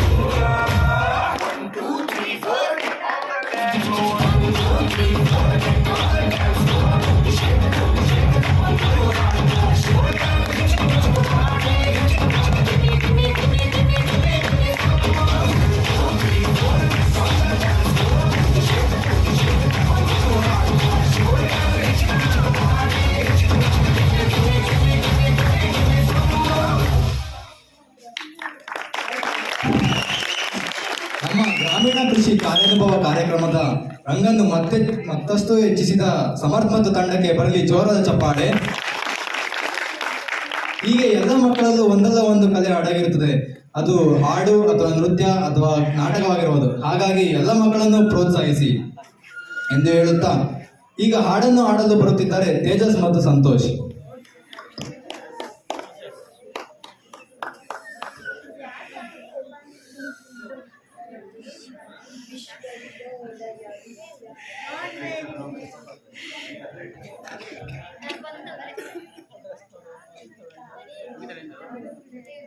ವಿಶ್ವವಿನೂತನ ವಿದ್ಯಾಚೇತನ ಸರ್ವಗುಜಯ ಸಂಸ್ಕಾರಿ ಜಯಭಾರತಿ. ವಿಶ್ವವಿನೂತನ ವಿದ್ಯಾಚೇತನ ಸರ್ವಗುಜಯ ಸಂಸ್ಕಾರಿ ಜಯ ಭಾರತಿ. ಕರುನಾಡ ಕರಸ್ಪತಿ ಕುಡಿಗೋ ಸುರಶಿಲ್ಪಕರಾಕೃತಿ ಕೃಷ್ಣ ತುಂಗಿ ಕಾವೇರಿ ಪವಿತ್ರ ಕ್ಷೇತ್ರದ ಮನೋಹಾರಿ. ವಿಶ್ವ ವಿನೂತನ ವಿದ್ಯಾಚೇತನ ಸರ್ವಗುಜಯ ಸಂಸ್ಕಾರಿ ಜಯ ಭಾರತಿ. ಗಂಗಾ ಕದಂಬ ರಾಷ್ಟ್ರಕೂಟಗಳ ಚಾಲುತ್ಯ ಬಲ್ಲಾಳ. ಗಂಗಾ ಕದಂಬ ರಾಷ್ಟ್ರಕೂಟಗಳ ವೈಸಲ ಬಲ್ಲಾಳ. ಅಕ್ಕ ಬುಕ್ಕ ಪುಲಿಕೇಶಿ ವಿಕ್ರಮ ಚನ್ನಮ್ಮಾಜಿಯ ವೀರಶ್ರೀ. ವಿಶ್ವ ವಿನೂತನ ವಿದ್ಯಾಚೇತನ ಸರ್ವಗುಜಯ ಸಂಸ್ಕಾರಿ ಜಯ ಭಾರತಿ. ತ್ಯಾಗ ಭೋಗಗಳ ಸಂಯೋಗದ ದೃಷ್ಟಿ ಬೆಳಗಿನ ಮಲೆಗಳ ಸುಂದರ ಸೃಷ್ಟಿ. ತ್ಯಾಗ ಭೋಗಗಳ ಸಂಯೋಗದ ದೃಷ್ಟಿ ಬೆಳಗಿನ ಮಲೆಗಳ ಸುಂದರ ಸೃಷ್ಟಿ. ವಿಶ್ವ ವಿನೂತನ ವಿದ್ಯಾಚೇತನ ಸರ್ವಗುಜಯ ಸಂಸ್ಕಾರಿ ಜಯ ಭಾರತಿ. ಹಾಡನ್ನು ಹಾಡಿದ ತೇಜಸ್ ಮತ್ತು ಸಂತೋಷ್ಗೆ ಬರಲಿ ಜೋರದ ಚಪ್ಪಾಳೆ. ಈಗ ಮತ್ತೊಂದು ಹಾಡನ್ನು ಹಾಡಲು ಯತ್ವಿಕಾ ಹಾಗೂ ಗಾನವಿ ಬರಲಿದ್ದಾರೆ.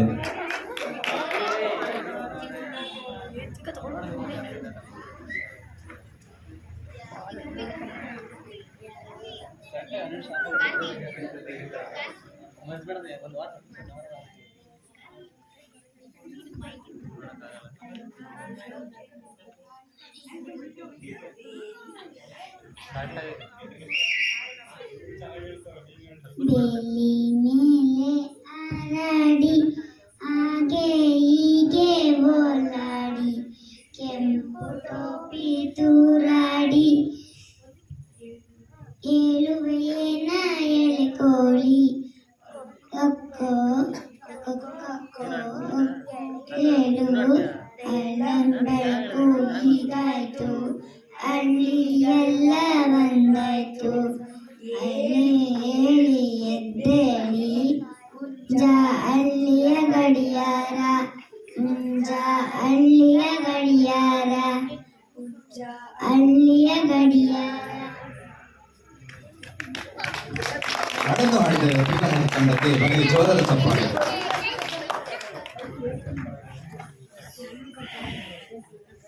ಎಲ್ಲರಿಗೂ ನಮಸ್ಕಾರ.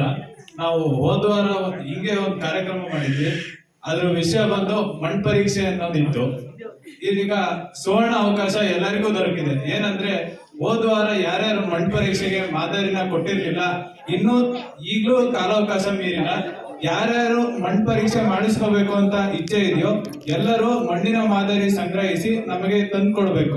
ನಾವ್ ಎಲ್ಲಿರ್ತೀವಪ್ಪ ಅಂದ್ರೆ ನಿಮ್ ಊರಲ್ಲಿರೋ ಡೈರಿ ಮೇಲ್ಗಡೆ ಕೃಷಿ ಮಾಹಿತಿ ಕೇಂದ್ರ ಅಂತ ಒಂದು ರೂಮ್ ಮಾಡ್ಕೊಂಡಿದೀವಿ.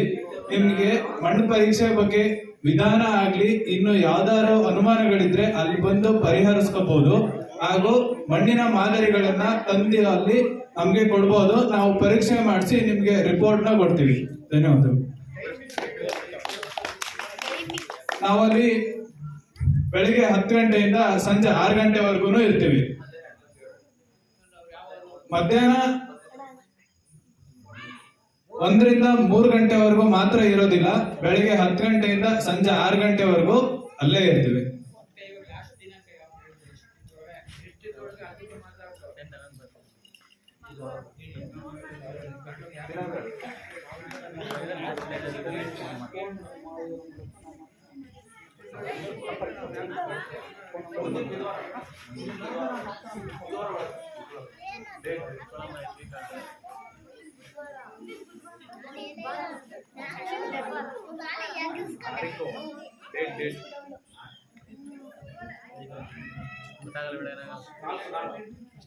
ಮಣ್ಣಿನ ಮಾದರಿಗಳನ್ನ ತಂದ್ಕೊಡೋಕೆ ಮುಂದಿನ ಬುಧವಾರ ಅಂದ್ರೆ ಸೆಪ್ಟೆಂಬರ್ 4ನೇ ತಾರೀಕುವರೆಗೂ ಸಮಯ ಇದೆ. ಸೆಪ್ಟೆಂಬರ್ 4ನೇ ತಾರೀಕು ಸಂಜೆ ಒಳಗಾಗಿ ಪರೀಕ್ಷೆ ಮಾಡಿಸ್ಕೊಳ್ತಕ್ಕಂತ ಎಲ್ಲರೂ ಮಣ್ಣಿನ ಮಾದರಿಗಳನ್ನ ನಮಗೆ ತಂದ್ಕೊಡ್ಬೋದು. ಈಗ ಬೀಜೋಪಚಾರದ ವಿಧಾನವನ್ನು ನಿಮ್ಮೆದುರು ಪ್ರಾತ್ಯಕ್ಷಿಕವಾಗಿ ತೋರಿಸಲಿದ್ದಾರೆ ಅಂಬಿಕಾ ಮತ್ತು ಚಂದ್ರಿಕಾ.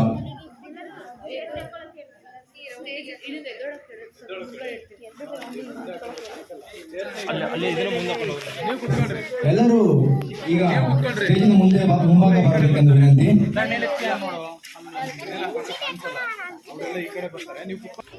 ಕಾಣಿಸುತ್ತಾ ಎಲ್ರಿಗೂ? ಮೊದಲಿಗೆ ಬೀಜೋಪಚಾರ ಮಾಡಬೇಕಾದ್ರೆ ನಮ್ಗೆ ಏನೇನು ಪದಾರ್ಥ ಬೇಕು ಅಂತ ಹೇಳ್ತೀನಿ. ಮೊದಲಿಗೆ ಜಾಗ್ರಿ, ಬೆಲ್ಲದ ಪಾಕ, ಅದು ಯಾವಾಗ ಮಾಡೋದು ಹೇಗೆ ಮಾಡೋದು ಅಂತಾನೆ ಹೇಳ್ತೀನಿ. ನಂತರ ಒಂದು ಪ್ಲಾಸ್ಟಿಕ್ ಚೀಲ, ಅದು ಸ್ವಚ್ಛವಾಗಿರ್ಬೇಕು. ಗೊಬ್ಬರದಾಗ್ಲಿ ಕೆಮಿಕಲ್ಸ್ ಆಗಲಿ ಯೂಸ್ ಮಾಡಬೇಡಿ. ನೆಕ್ಸ್ಟು ನೀವು ಯಾವ ಬಿತ್ತನೆ ಬೀಜ ಯಾವುದು ಬಿತ್ತುತ್ತೀರಲ್ಲ ಟ್ರೈಕೋಡರ್ಮ ಇಷ್ಟು ಬೇಕಾಗುತ್ತೆ. ಈ ತರ ಪ್ಯಾಕೆಟ್ ಅಲ್ಲಿ ಇರುತ್ತೆ, ಇಷ್ಟು ಬೇಕಾಗುತ್ತೆ. ಮೊದಲಿಗೆ ನಾವು ರಾಗಿಗೆ ಯಾವ ತರ ಟ್ರೈಕೋಡರ್ಮಾನ ನಾವು ಇನಾಕ್ಯುಲೇಷನ್ ಮಾಡಬೇಕು ಅಂತ ತೋರಿಸ್ಕೊಡ್ತೀವಿ. ಫಸ್ಟ್ ನೀವು 1 ಎಕರೆಗೆ ಎಷ್ಟು ರಾಗಿ ಬೇಕಾಗುತ್ತೋ ಅಷ್ಟು ರಾಗಿನ ತಗೋಬೇಕು. ಅದನ್ನ ನೀವು ಇದು ಗೋಣಿ ಚೀಲದ ಮೇಲೆ, ಶುದ್ಧವಾಗಿರೋ ಪ್ಲಾಸ್ಟಿಕ್ ಚೀಲದ ಮೇಲೆ ಚೆನ್ನಾಗಿ ಹರಡ್ಕೋಬೇಕು. ನಾವಿಲ್ಲಿ ನಿಮ್ಗೆ ತೋರಿಸ್ಬೇಕು ಅಂತ ಸ್ವಲ್ಪ ಮಾತ್ರ ತಗೊಂಡಿದೀವಿ. ಬಟ್ ನೀವು 1 ಎಕರೆಗೆ ಎಷ್ಟು ಬೀಜ ಬೇಕಾಗುತ್ತೋ ಅಷ್ಟು ಬೀಜನ ತಗೊಂಡಿರ್ಬೇಕು.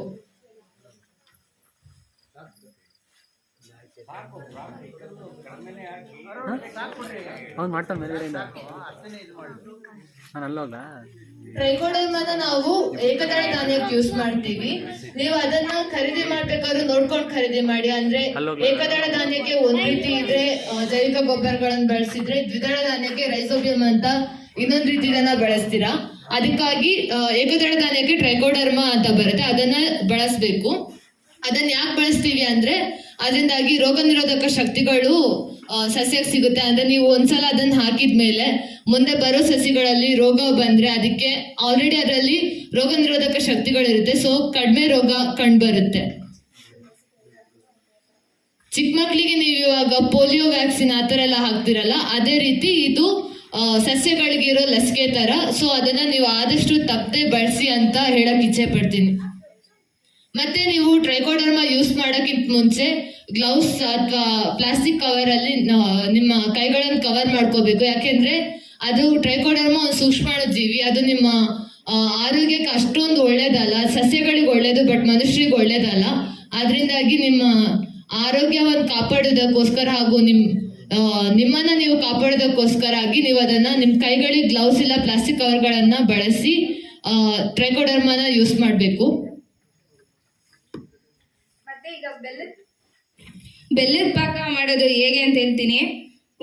ಒಂದು ಎಕರೆಗೆ 1 ಲೀಟ್ರ್ ಸಾಕಾಗುತ್ತೆ. ಇಷ್ಟು 400 ಗ್ರಾಮ್ ಬೆಲ್ಲ ತಗೊಂಡು, ಮಾಮೂಲಿ ಏನು ಬೆಲ್ಲದ ಪಾಕ ಮಾಡ್ತೀವಿ, ಒಂದೆಲೆ ಬರೋ ಥರ ಅದನ್ನ ಪಾಕ ಮಾಡಬೇಕು, ಕುದಿಸ್ಬೇಕು. 400 ಗ್ರಾಮ್ ಬೆಲ್ಲಕ್ಕೆ 1 ಲೀಟ್ರ್ ನೀರು ಹಾಕ್ಬಿಟ್ಟು ಅದನ್ನ ಒಂದೆಲೆ ಬರೋ ಥರ ಅದನ್ನ ಕುದಿಸ್ಬೇಕು. ಆಮೇಲೆ ಅದನ್ನ ಏನ್ ಬಳಸೋಕಿನ್ನ ಮುಂಚೆ ಫುಲ್ ಆರಿಸ್ಬೇಕು. ಬಿಸಿ ಹಾಕಿದ್ರೆ ಸೂಕ್ಷ್ಮಾಣು ಜೀವಿ ಎಲ್ಲ ಹಾಕಿ ಸೊದೋಗ್ಬಿಡುತ್ತೆ. ನೀವು ಫಸ್ಟ್ ಶುಭ್ರವಾದ ಪ್ಲಾಸ್ಟಿಕ್ ಚೀಲದ ಮೇಲೆ ಬೀಜನ ಹರಡಿರ್ತೀರಲ್ಲ, ಅದ್ರ ಮೇಲೆ ಬೆಲ್ಲದ ಪಾಕನ ಹಿಂಗ್ ಸಿಂಪಡಣೆ ಮಾಡ್ಬೇಕು. ಇವ್ರು ತೋರ್ಸ್ಕೊಡ್ತಾಳೆ ಇವಾಗ ಹೆಂಗೆ ಅಂತ. ಆ ತರ ಜಾಸ್ತಿ ಪ್ರಮಾಣದಲ್ಲಿ ಬಳಸಬೇಡಿ, ಯಾಕೆಂದ್ರೆ ಅದು ಬೀಜಗಳು ಒಂದಕ್ಕೊಂದು ಅಂಟ್ಕೊಂಡ್ ಬಿಡುತ್ತೆ. ಅದಕ್ಕಾಗಿ ಎಷ್ಟು ಬೇಕೋ ಅಷ್ಟೇ ಸಮ ಪ್ರಮಾಣದಲ್ಲಿ ಬಳಸ್ಕೊಂಡು ಅದ್ರ ಮೇಲೆ ಸಿಂಪಡಣೆ ಮಾಡಿ. ಮತ್ತೆ ನಾವಿಲ್ಲಿ ನಮ್ಮ ಕಾಲೇಜಿಂದ ಕೊಟ್ಟಿರುವಂತಹ ಟ್ರೈಕೋಡರ್ಮಾ ವಿರಿಡೆ ಯೂಸ್ ಮಾಡ್ತಿದ್ದೀವಿ. ಇದು ಆಲ್ಮೋಸ್ಟ್ 1 kgಗೆ 100 ರೂಪಾಯಿ ಅಷ್ಟು ಬೀಳುತ್ತೆ. ಅದು ನೀವು ಎಷ್ಟು ಬಳಸ್ತಿರೋ ಅದನ್ನ ನೋಡ್ಕೊಂಡು ಬಳಸಬೇಕು. ಜಾಸ್ತಿ ಪ್ರಮಾಣದಲ್ಲಿ ಬಳಸಬೇಕಾಗಿ ಬರಲ್ಲ. 1 ಎಕರೆಗೆ ಆಲ್ಮೋಸ್ಟ್ 200 ಗ್ರಾಮ್ ಅಷ್ಟು ಟ್ರೈಕೋಡರ್ಮಾ ಹಾಕಿದ್ರೆ ಸಾಕಾಗುತ್ತೆ. ಅದಕ್ಕಿಂತ ಜಾಸ್ತಿ ಬಳಸಬೇಕಾಗಿ ಬರಲ್ಲ. ನೀವು ಫಸ್ಟ್ ಬೀಜದ ಮೇಲೆ ಬೆಲ್ಲದ ಪಾಕನ ಚೆಲ್ಲಿಡ್ತೀರಲ್ಲ, ಅದ್ರ ಮೇಲೆ ಈ ಟ್ರೈಕೋಡರ್ಮಾನ ಹಿಂಗೆ ಸಿಂಪಡಿಸ್ತಾ ಬರ್ಬೇಕು, ಹರಡ್ತಾ ಬರ್ಬೇಕು. ಮತ್ತೆ ಅದನ್ನ ಬೇಕಾದಷ್ಟು ಪ್ರಮಾಣದಲ್ಲಿ ಮಾತ್ರ ಬಳಸಿ. ನಾವಿಲ್ಲಿ ನಿಮ್ಗೆ ತೋರಿಸ್ಬೇಕಾಗಿದ್ರಿಂದ ಸ್ವಲ್ಪನೇ ತಗೊಂಡ್ ಮಾಡ್ತಿದೀವಿ. ಬಟ್ ನೀವು ಮಾಡ್ಬೇಕಾದ್ರೆ 200 ಗ್ರಾಮ್ನ 1 ಎಕರೆ ಬೀಜಕ್ಕೆ 200 ಗ್ರಾಮ್ ಅಷ್ಟು ಟ್ರೈಕೋಡರ್ಮಾನ ಬಳಸ್ಬಿಟ್ಟು ಅದನ್ನ ಸರಿಯಾಗಿ ಮಿಶ್ರಣ ಮಾಡ್ಬೇಕು. ಅದನ್ನ ಚೆನ್ನಾಗಿ ಮಿಕ್ಸ್ ಮಾಡ್ಬೇಕು. ಯಾಕೆಂದ್ರೆ ಆ ಬೆಲ್ಲದ ಪಾಕ ನೀವು ಸಿಂಪಡಿಸ್ತಿರ್ತೀರಲ್ಲ, ಅದು ಯಾಕಿರೋದು ಅಂದ್ರೆ ಬೀಜಕ್ಕೆ ನಾವು ಹಾಕ್ತಿರೋ ಟ್ರೈಕೋಡರ್ಮಾ ಅಂಟ್ಕೋಬೇಕು ಅಂತ ಹೇಳೋ ಕಾರಣಕ್ಕೆ ಬೆಲ್ಲದ ಪಾಕನ ಯೂಸ್ ಮಾಡ್ತೀವಿ.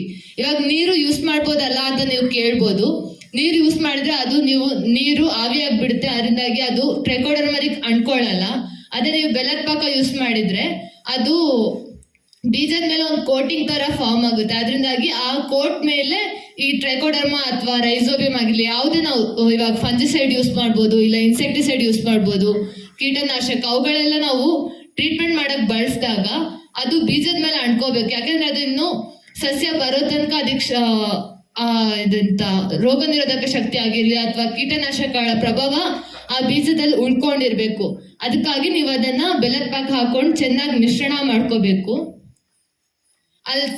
ಇವಳು ಇವಾಗ ಮಾಡಿ ತೋರಿಸಿರೋ ತರ ಕರೆಕ್ಟಾಗಿ ಅದನ್ನ ಮಿಕ್ಸ್ ಮಾಡಾದ್ಮೇಲೆ ನೀವು ಅದನ್ನ ಅದೇ ಪ್ಲಾಸ್ಟಿಕ್ ಚೀಲದ ಮೇಲೆ ಹರಡ್ಬಿಟ್ಟು ನೆರಳಲ್ಲಿ ಒಣಗಿಸ್ಬೇಕು. ಯಾವುದೇ ಕಾರಣಕ್ಕೂ ಬಿಸಿಲಲ್ಲಿ ಒಣಗ್ಸಕ್ ಹೋಗ್ಬೇಡಿ. ಯಾಕೆಂದ್ರೆ ಅದು ಬಿಸಿಲಲ್ಲಿ ಸೂಕ್ಷ್ಮ ಜೀವಿಗಳು ಸತ್ತೋಗುತ್ತೆ. ಅದರೊಂದಿಗೆ ಅದರಲ್ಲಿರೋ ನೀರಿನ ಅಂಶ, ಬೀಜದಲ್ಲಿರೋ ನೀರಿನ ಅಂಶ ಕೂಡ ಕಡಿಮೆ ಆಗುತ್ತೆ. ಅದರಿಂದಾಗಿ ಫುಲ್ ಹರಡ್ಬಿಟ್ಟು ಅದನ್ನ ನೆರಳಲ್ಲಿ ಒಣಗಿಸ್ಬೇಕು. 1 ಗಂಟೆಗಳ 1 ರಿಂದ 2 ಗಂಟೆಗಳ ಕಾಲ ಒಣಗಿಸ್ಬೇಕು. ಮತ್ತೆ ನೀವು ಇದನ್ನ ಬಿತ್ತನೆ ಮಾಡೋದಕ್ಕಿಂತ 2 ರಿಂದ 3 ಗಂಟೆಗಿಂತ ಮುಂಚೆ ಮಾಡಿದಷ್ಟು ಉತ್ತಮ. ಯಾಕೆಂದ್ರೆ ಇದನ್ನ ನೆರಳಲ್ಲಿ ಒಣಗ್ಸಾದ್ಮೇಲೆ ಇದು ನಾವು ಯಾವಾಗ ಇದನ್ನ ತಯಾರಿಸ್ತೇವೋ ಅದು 2 ಗಂಟೆ ಒಳಗಡೆ ಅದನ್ನು ಬಿತ್ತನೆ ಮಾಡಿದಷ್ಟು ಉತ್ತಮ. ಯಾಕೆಂದ್ರೆ ಸೂಕ್ಷ್ಮ ಜೀವಿಗಳು ಮಣ್ಣಿನಲ್ಲಿ ಬೇಗ ಮಲ್ಟಿಪ್ಲೈ ಆಗುತ್ತೆ. ಅದರಿಂದಾಗಿ ಸೂಕ್ಷ್ಮ ಜೀವಿಗಳ ಸಂಖ್ಯೆ ನಿಮ್ಮ ತೋಟದಲ್ಲಿ ಅಥವಾ ಹೊಲದಲ್ಲಿ ಜಾಸ್ತಿ ಆಗುತ್ತಾ ಹೋಗುತ್ತೆ. ಅದರಿಂದಾಗಿ ನೀವು 2 ಗಂಟೆ ಒಳಗಡೆ ಅದನ್ನ ಬೆಳೆಸಬೇಕು. ಆಗ್ಲಿಲ್ಲ ಅಂದ್ರೆ 24 ಗಂಟೆ ಒಳಗಡೆ ಅಂತೂ ಬೆಳೆಸಲೇಬೇಕು. ಅದರಿಂದಾಗಿ ಸೂಕ್ಷ್ಮ ಜೀವಿಗಳು ಜಾಸ್ತಿ ಆಗುತ್ತೆ ಅಂತ. ಮತ್ತೆ ಅದನ್ನ ನೀವು ನೆರಳಲ್ಲಿ ಮಾತ್ರ ಒಣಗಿಸ್ಬೇಕು. ಬಿಸಿಲಲ್ಲಂತೂ ಒಣಗ್ಸಕ್ ಹೋಗ್ಬೇಡಿ. ನಿಮ್ ಮನೆ ಒಳಗಡೆನೆ ಅದನ್ನ ಒಂದ್ ಸೈಡ್ ಅಲ್ಲಿ ಹರಡಿಟ್ಟು ಇಟ್ಬಿಡಿ ಅಷ್ಟೇ. ಅದ್ರಷ್ಟಕ್ಕೆ ಎಷ್ಟು ಬೇಕೋ ಅಷ್ಟು ಒಣಗ್ಕೊಳ್ಳುತ್ತೆ. ಅದಕ್ಕಾಗಿ ಇದ್ರಲ್ಲಿ ಏನಾದ್ರು ಸಂಶಯ ಇದ್ರೆ ನೀವು ಇವಾಗ ಕೇಳ್ಬೋದು. ಮನೆ ಒಳಗೆ ಅಂಟ್ಕೊಂಡಾಗ ಹುಡುಗರೆಲ್ಲ ಏನಾದ್ರು ಕೈ ಇಟ್ಬಿಟ್ರೆ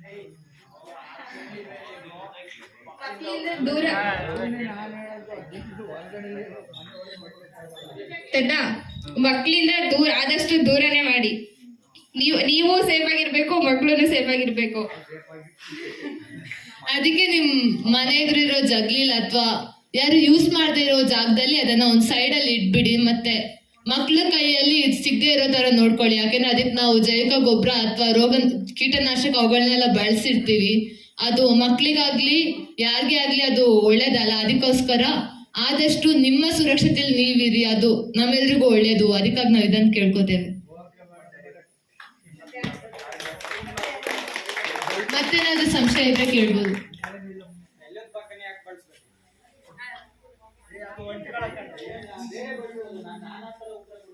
ಅಣ್ಣ, ಈ ಬೆಲ್ಲದ ಪಾಕ ಯಾಕೆ ಬಳಸ್ಬೇಕಂದ್ರೆ ಅದು ನಾವು ಈಗ ನಮ್ಗೆ ಏನಾದ್ರು ಶಕ್ತಿ ಇಲ್ಲದಾಗ ನಾವು ಸಕ್ಕರೆ ಕುಡಿತೀವಲ್ಲ, ಅದೇ ರೀತಿ ಒಂದ್ ಸ್ವಲ್ಪ ಶಕ್ತಿ ಬರುತ್ತೆ ನಮ್ಗೆ. ಅದೇ ಅಣ್ಣ ಅದೇ ಹೇಳ್ತೀನಿ ಕೇಳೋಣ. ಅಲ್ಲಿ ನಾವು ಬೆಲ್ಲನೇ ಬಳಸ್ಬೇಕಂದ್ರೆ ಅದರಲ್ಲಿ ಸಕ್ಕರೆಯಲ್ಲಿ ಬರೀ ಒಂದು ಸುಕ್ರೋಸ್ ಅಂತ ಒಂದೇ ಇರುತ್ತೆ. ಸುಕ್ರೋಸ್ ಅಂತ ಒಂದೇ ಕಂಟೆಂಟ್ ಇರುತ್ತೆ.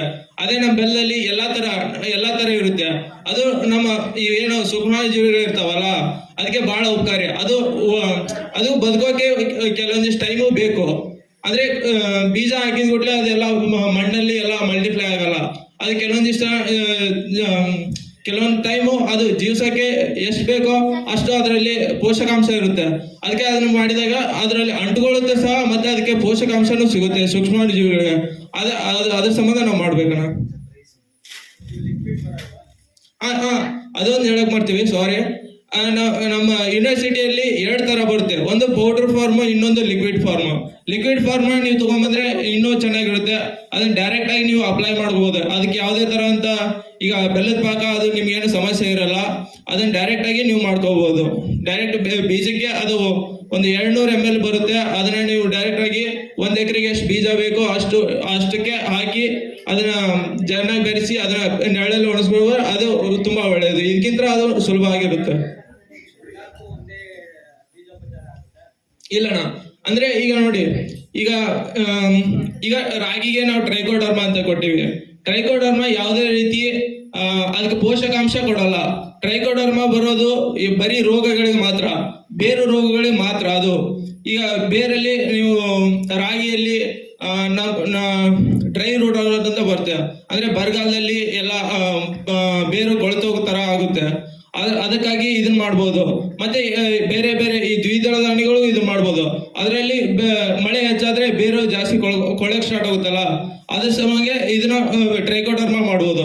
ಅದೇ ರೀತಿ ನಾವು ಏಕದಳ ಧಾನ್ಯಗಳಿಗೆ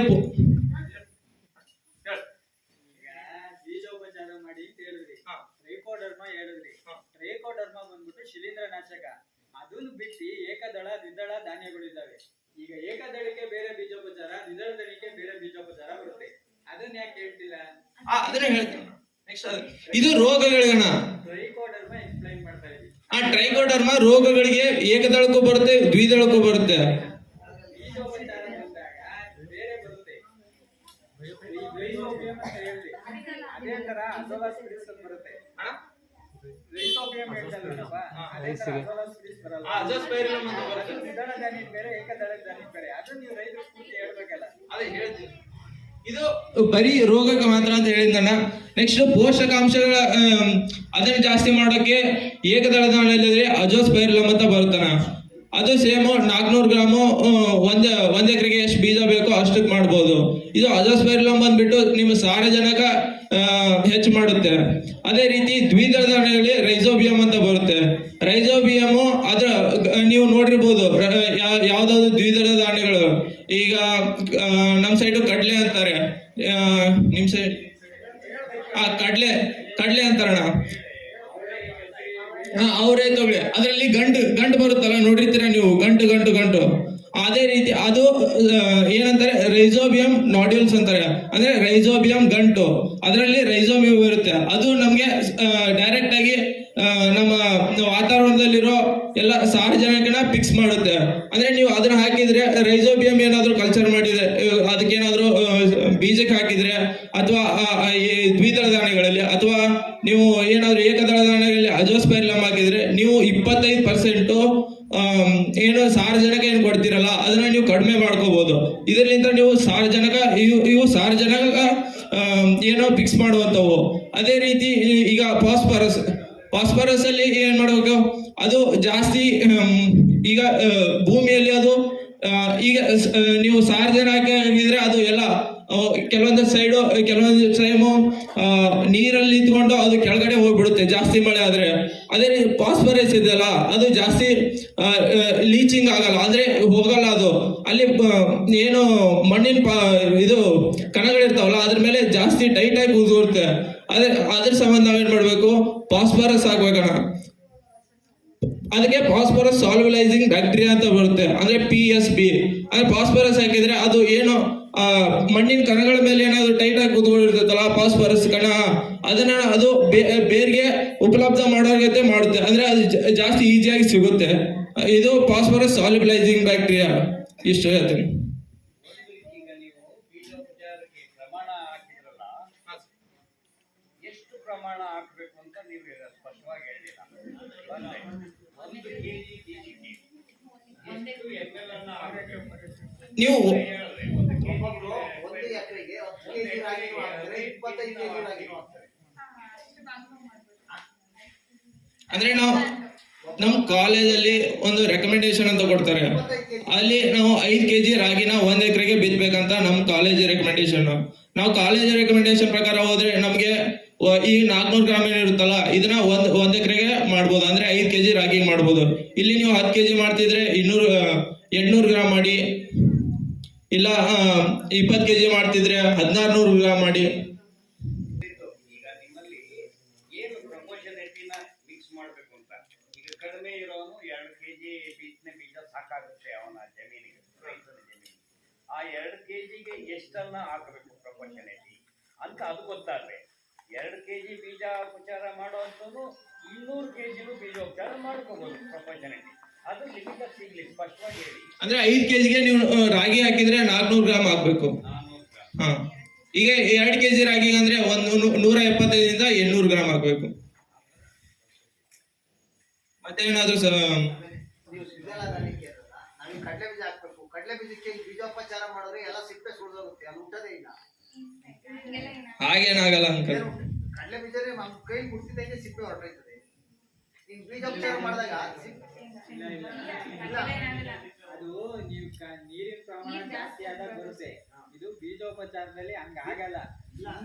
ಸುಮ್ಮನೆ ಇದು ಮಾಡಿ ವ್ಯವಹಾರ ಮಾಡೋದಕ್ಕೆ ಕಡಲೆ ಬೀಜ ಕೈ ತಗೊಂಡು ಹಿಂಗೆ ಮಾಡಿದಾಗ ಅಷ್ಟು ಬೇಗ ಸಿಪ್ಪೆ ಬಿಡಲ್ಲ. ಬೇಕಾದ್ರೆ ಅದನ್ನ ಪ್ರಾತ್ಯಕ್ಷತೆ ಬೇಕಾದ್ರೆ ನಾಳೆ ಮಾಡಿಸಿ ತೋರಿಸ್ತೀವಿ. ಅದಾಗಲ್ಲ ಆ ಥರ ಬಿಡು, ಹಾಕ್ಬೋದು. ಬೀಜ ನೀವೆಲ್ಲ ಕವರ್ ರಾಗಿ ಮಾಡಿದ್ರೆ ಸಿಪ್ಪೆನೇ ಸುಳಿದೋಯ್ತು.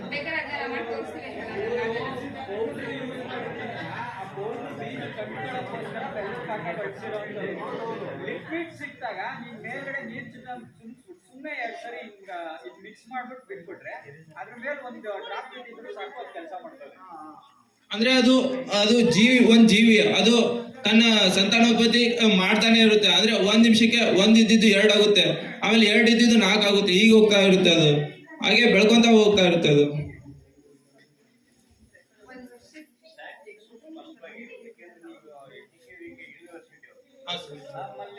ಸಮಸ್ಯೆ.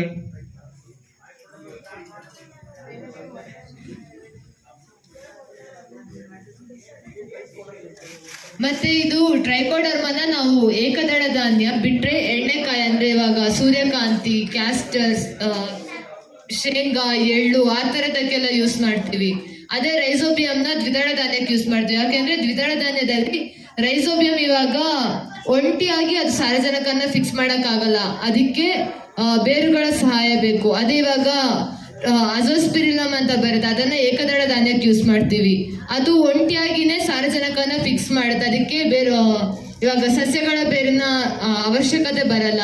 ಅದೇ ಇವಾಗ ರೈಸೋಬಿಯಂ ಆದ್ರೆ ಸಸ್ಯಗಳ ಬೇರ್ ಜೊತೆ ಅಲ್ಲಿ ನೀವು ನೋಡಿರ್ಬೋದು ಗಂಟು ಫಾರ್ಮ್ ಆಗುತ್ತೆ, ಆ ಗಂಟಲ್ಲಿ ಅದು ಸಾರಜನಕನ ಫಿಕ್ಸ್ ಮಾಡುತ್ತೆ.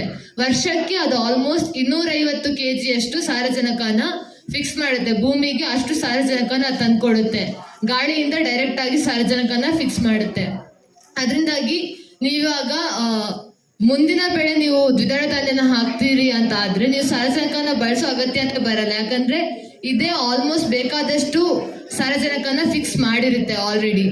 ಇವಾಗ ನಾವು ನಮಗೆ ದ್ವಿದಳ ಧಾನ್ಯ ಕಡಲೆ ಅಥವಾ ತೊಗರಿ ಆ ಥರದ್ದು ಯಾವುದೂ ಇಲ್ಲ. ಆದ್ರಿಂದಾಗಿ ನಾವು ಹುರುಳಿ ಕಾಳಲ್ಲಿ ರೈಸೋಬಿಯಂ ಹೆಂಗೆ ಇನಾಕ್ಯುಲೇಷನ್ ಮಾಡಬೇಕು ಅಂತ ತೋರಿಸ್ತಾ ಇದ್ದೀವಿ. ಅದಕ್ಕೂ ಅಷ್ಟೇ, ಫಸ್ಟ್ ಶುಭ್ರವಾದ ಪ್ಲಾಸ್ಟಿಕ್ ಚೀಲದ ಮೇಲೆ ಬೀಜವನ್ನ ಚೆನ್ನಾಗಿ ಹರಡಿಡ್ಕೋಬೇಕು. ಮತ್ತೆ ಅದಕ್ಕೆ ನೀವು ಇವಾಗ ಏಕದಳ ಧಾನ್ಯ ಮತ್ತೆ ದ್ವಿದಳ ಧಾನ್ಯ ಎರಡರನ್ನು ನೀವು ಬೆಳಿತೀರಾ ಅಂತ ಆದ್ರೆ ಅದಕ್ಕೆ ನೀವು ಟ್ರೀಟ್ಮೆಂಟ್ ಮಾಡ್ಬೇಕಾದ್ರೆ ಬೇರೆ ಬೇರೆ ಗ್ಲೌಸ್ ಯೂಸ್ ಮಾಡಿ. ಯಾಕೆಂದ್ರೆ ನಾವು ಯೂಸ್ ಮಾಡ್ತಿರೋ ಸೂಕ್ಷ್ಮಾಣು ಜೀವಿ ಬೇರೆ ಬೇರೆ ಆಗಿರೋದ್ರಿಂದ ಅದಕ್ಕೆ ನಾವು ಸುರಕ್ಷತಾ ಕ್ರಮಗಳನ್ನು ಕೂಡ ಬೇರೆ ಬೇರೆ ಆಗೇ ತಗೋಬೇಕು. ಅದಕ್ಕೆ ಕಂಟಾಮಿನೇಷನ್ ಅಂದ್ರೆ ಮಿಕ್ಸ್ ಆಗ್ಬಾರ್ದು ಅಂತ ಹೇಳೋ ಕಾರಣಕ್ಕಾಗಿ ನಾವು ಬೇರೆ ಬೇರೆ ಗ್ಲೌಸ್ ನ ಯೂಸ್ ಮಾಡ್ತೀವಿ. ಇದು ನಮಗೆ ನಮ್ಮ ಕಾಲೇಜ್ ಅವ್ರು ಕೊಟ್ಟಿರೋ ರೈಸೋಬಿಯಂ ಮಿಕ್ಸ್ ಇದನ್ನ ನಾವು ಬಳಸ್ತಾ ಇದೀವಿ ಇಲ್ಲಿ. ಮೊದಲಿಗೆ ನೀವು ಹರಡಿಟ್ಟಿರೋ ಬೀಜದ ಮೇಲೆ ಬೆಲ್ಲದ ಪಾಕನ ಚಿಮುಕ್ಸ್ಕೋಬೇಕು. ಸ್ವಲ್ಪ ಹಾಕೊಳ್ಳಿ, ಜಾಸ್ತಿ ಹಾಕ್ಬಿಡಿ, ಯಾಕಂದ್ರೆ ಅದು ಅಂಟಂಟ ಆಗ್ಬಿಡುತ್ತೆ. ಅದಕ್ಕಾಗಿ ಸ್ವಲ್ಪ ಮಾತ್ರ ಬೆಲ್ಲದ ಪಾಕ ಬೇಕಾದಷ್ಟೇ ಪ್ರಮಾಣದಲ್ಲಿ ಬಳಸ್ಕೊಳ್ಳಿ. ಅದಾದ್ಮೇಲೆ ಅದ್ರ ಮೇಲೆ ರೈಸೋಬಿಯಂ ಅನ್ನ ಹರಡ್ಕೊಳ್ಳಿ. ಇಲ್ಲಿ ಆಲ್ಮೋಸ್ಟ್ ನಾವು ಒಂದು 100 ರಿಂದ 150 ಗ್ರಾಮ್ ಬೀಜ ತಗೊಂಡಿದೀವಿ. ಅದಕ್ಕೆ ಕಡಿಮೆ ಪ್ರಮಾಣದಲ್ಲಿ ರೈಸೋಬಿಯಂನ ಯೂಸ್ ಮಾಡ್ತಾ ಇದ್ದೀವಿ. ಆದ್ರೆ ನೀವು ಬಳಸಬೇಕಾದ್ರೆ 1 ಎಕರೆಗೆ ಇವಾಗ ಶಿಫಾರಸು ಮಾಡಿರುವ 100 ಗ್ರಾಮ್ ಅನ್ನ ಬಳಸಬೇಕು. ಮತ್ತೆ ನೀವು ಎಲ್ಲರೂ ಕಡಿಮೆ ಪ್ರಮಾಣದಲ್ಲಿ ಅಥವಾ ಜಾಸ್ತಿ ಪ್ರಮಾಣದಲ್ಲಿ ಬಳಸಿದಿರಾ ಅಂದ್ರೆ ಅದ್ರ ಪ್ರಕಾರನೇ ನೀವು ಏರಿಳಿತ ಮಾಡ್ಕೋಬೇಕಾಗುತ್ತೆ. ಅದನ್ನ ಚೆನ್ನಾಗಿ ನೀವು ಮಿಶ್ರಣ ಮಾಡಬೇಕು. ಅಂದ್ರೆ ಎಲ್ಲಾ ಬೀಜಗಳಿಗೂ ಆ ರೈಸೋಬಿಯಂ ಅಂಟ್ಕೋಬೇಕು. ಆ ರೀತಿಯಲ್ಲಿ ನೀವು ಮಿಶ್ರಣ ಮಾಡ್ಕೋಬೇಕು.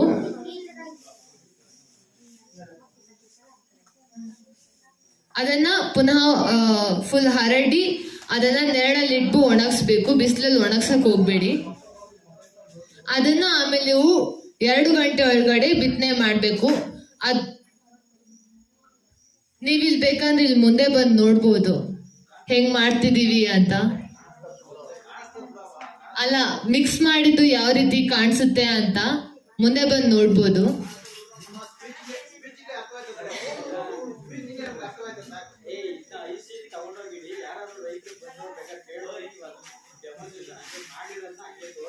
ನಾವಿಲ್ಲಿ ಡೆಮಾನ್ಸ್ಟ್ರೇಷನ್ ಮಾಡಿರೋದನ್ನ ಇದೇ ರೀತಿ ಅಲ್ಲಿ ನಮ್ಮ ಸ್ಟ್ರೇನ್ಸ್ಗೆ ಅದರದೇ ಆದ ಬೆಳೆ ಬೇಕು ಅಂತ ಇರುತ್ತೆ. ಅದರಿಂದಾಗಿ ನೀವು ಬೆಳೆಗಳಿಗೆ ಯಾವ ಸ್ಟ್ರೇನ್ ಬಳಸಬೇಕು ಅಂತ ತಿಳ್ಕೊಂಡು ಆಮೇಲೆ ಬಳಸಿ. ಅದೇ ಇಲ್ಲಿ ರೈತ ಸಂಪರ್ಕ ಕೇಂದ್ರ ಇಲ್ವಾ, ರೈತ ಸಂಶೋಧನಾ ಕೇಂದ್ರ ಇಲ್ಲದೆ ಹೋದ್ರೆ ಅಲ್ಲಿ ತುಮಕೂರಲ್ಲಿರುವಂತಹ ಕೃಷಿ ವಿಜ್ಞಾನ ಕೇಂದ್ರ, ಇಲ್ಲೆಲ್ಲ ಕಡೆ ನಿಮ್ಗೆ ಅದ್ರ ಬಗ್ಗೆ ಸಂಪೂರ್ಣ ಮಾಹಿತಿ ಸಿಗುತ್ತೆ. ಕೊತ್ಗೇರಿಯಲ್ಲಿರೋ ರೈತ ಸಂಪರ್ಕ ಕೇಂದ್ರ ಆಗಿರ್ಬೋದು, ಅಥವಾ ಕುಣಗಲಲ್ಲಿರೋ ರೈತ ಸಂಪರ್ಕ ಕೇಂದ್ರ, ಇಲ್ಲ ಕಳಸಿಪಾಳ್ಯದಲ್ಲಿರುವಂತಹ ರೈತ ಸಂಶೋಧನಾ ಕೇಂದ್ರ, ಅಲ್ಲಿ ಹೋದ್ರೆ ನಿಮ್ಗೆ ಎಲ್ಲ ಮಾಹಿತಿನೂ ಕೊಡ್ತಾರೆ. ಅದ್ರ ಜೊತೆ ನಿಮ್ಗೆ ಈ ಸೂಕ್ಷ್ಮಾಣು ಜೀವಿಗಳು ಕೂಡ ಸಿಗುತ್ತೆ. ಅದರಿಂದಾಗಿ ನೀವು ಸಂಪೂರ್ಣ ಮಾಹಿತಿಯನ್ನು ತಿಳ್ಕೊಂಡು ಬಳಸ್ಕೊಳ್ಳಿ. ಮತ್ತೆ ಇನ್ನೊಂದು, ನೀವು ಇವಾಗ ಬೀಜೋಪಚಾರ ಬರೀ ಜೈವಿಕ ಗೊಬ್ಬರಗಳಿಗೆ ಮಾತ್ರ ಅಲ್ಲ, ನೀವು ಶಿಲೀಂಧ್ರನಾಶಕ ಮತ್ತೆ ಕೀಟನಾಶಕಗಳಿಗೂ ಬೀಜೋಪಚಾರವನ್ನು ಮಾಡ್ಬೋದು. ಅದು ನೀವು ಎಲ್ಲವನ್ನು ಒಟ್ಟಿಗೆ ಮಾಡ್ತೀರಾ ಅಂತ ಆದ್ರೆ ಮೊದಲಿಗೆ ಶಿಲೀಂಧ್ರನಾಶಕದಲ್ಲಿ ಬೀಜೋಪಚಾರ ಮಾಡ್ಕೋಬೇಕು. ಅದು ಮಾಡಿಬಿಟ್ಟು ನೆರಳಲ್ಲಿ ಒಣಗಿಸಿಟ್ಟಾದ್ಮೇಲೆ ನಂತರ ಕೀಟನಾಶಕಗಳನ್ನ ಬಳಸಬೇಕು. ಅದನ್ನ ಮಾಡಿಬಿಟ್ಟು ಬಳಸ್ಕೊಂಡು ಅದನ್ನ ಒಣಗಿಸಿಟ್ಟಾದ್ಮೇಲೆ ಈ ಜೈವಿಕ ಗೊಬ್ಬರಗಳನ್ನು ಯೂಸ್ ಮಾಡಬೇಕು. ಆದರೆ ನೀವು ಶಿಲೀಂಧ್ರನಾಶಕಗಳನ್ನು ಬಳಸಿದ್ರೆ ಜೈವಿಕ ಗೊಬ್ಬರಗಳನ್ನ 2 ಪಟ್ಟು ಕ್ವಾಂಟಿಟಿಯಲ್ಲಿ ಬಳಸಬೇಕು. ಯಾಕೆಂದ್ರೆ ಜೈವಿಕ ಗೊಬ್ಬರ ಆಲ್ಮೋಸ್ಟ್ ಎಲ್ಲ ಟೈಮಲ್ಲಿ ಶಿಲೀಂಧ್ರ ಅಂದ್ರೆ ಫಂಜೈ ಆಗಿರುತ್ತೆ. ಅದರಿಂದಾಗಿ ಯಾವ್ದಾದ್ರು ಒಂದು ಕಾರಣದಿಂದಾಗಿ ನೀವು ಮುಂಚೆ ಬಳಸಿರೋ ಶಿಲೀಂಧ್ರನಾಶಕದಿಂದಾಗಿ ಇದು ಸತ್ತು ಹೋದ್ರೆ ಅಂತ ಹೇಳೋ ಕಾರಣಕ್ಕಾಗಿ ನೀವು 2 ಪಟ್ಟು ಅಂದ್ರೆ ಇವಾಗ 1 ಎಕರೆಗೆ 400 ಗ್ರಾಮ್ ಬಳಸ್ತೀರಾ ಅಂತ ಆದ್ರೆ ಶಿಲೀಂಧ್ರನಾಶಕಗಳಿಂದ ಟ್ರೀಟ್ಮೆಂಟ್ ಕೊಟ್ಟಿದ್ರೆ 800 ಗ್ರಾಮ್ ಪ್ರಮಾಣದಲ್ಲಿ ಬಳಸಬೇಕು. ಅದರಿಂದಾಗಿ 2ರ ಇಂಪ್ಯಾಕ್ಟ್ ಕೂಡ ನಿಮಗೆ ಇದ್ರಲ್ಲಿ ಕಂಡುಬರುತ್ತೆ, ಸಸ್ಯದಲ್ಲಿ ಕಂಡುಬರುತ್ತೆ. ಅದಕ್ಕಾಗಿ FI ಅಂತ ನೆನ್ಪಿಟ್ಕೊಳ್ಳಿ. ಫಸ್ಟ್ ಫಂಜಿಸೈಡ್, ಆಮೇಲೆ ಇನ್ಸೆಕ್ಟಿಸೈಡ್, ಆಮೇಲೆ ಜೈವಿಕ ಗೊಬ್ಬರ ಅಂತ. ಇನ್ನೇನಾದ್ರೂ ಸಂಶಯ ಇದ್ರೆ ನೀವು ಕೇಳ್ಬೋದು.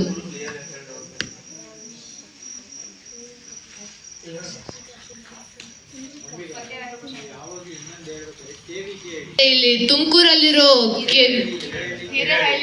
ಹಿರೇಹಳ್ಳಿಲಿರೋ KVKಯಲ್ಲೂ ಅಥವಾ ತಿಪ್ಟೂರ್ KVKಯಲ್ಲೂ ನಿಮಗೆ ಇದ್ರ ಬಗ್ಗೆ ಸಂಪೂರ್ಣ ಮಾಹಿತಿ ಸಿಗುತ್ತೆ. ನಿಮ್ಗೆ ಹತ್ರ ಇರೋ KVKಗಳಿವೆ, ರೈತ ಸಂಪರ್ಕ ಕೇಂದ್ರಗಳು ಇವೆ. ಅದರಿಂದಾಗಿ ಅದನ್ನು ನಿಮ್ಗೆ ಆದಷ್ಟು ಉಪಯೋಗ ಮಾಡ್ಕೊಳ್ಳಿ ಅಂತ ನಾವು ಕೃಷಿ ವಿದ್ಯಾರ್ಥಿಗಳು ನಿಮ್ಮ ಹತ್ರ ಕೇಳ್ಕೋತೇವೆ.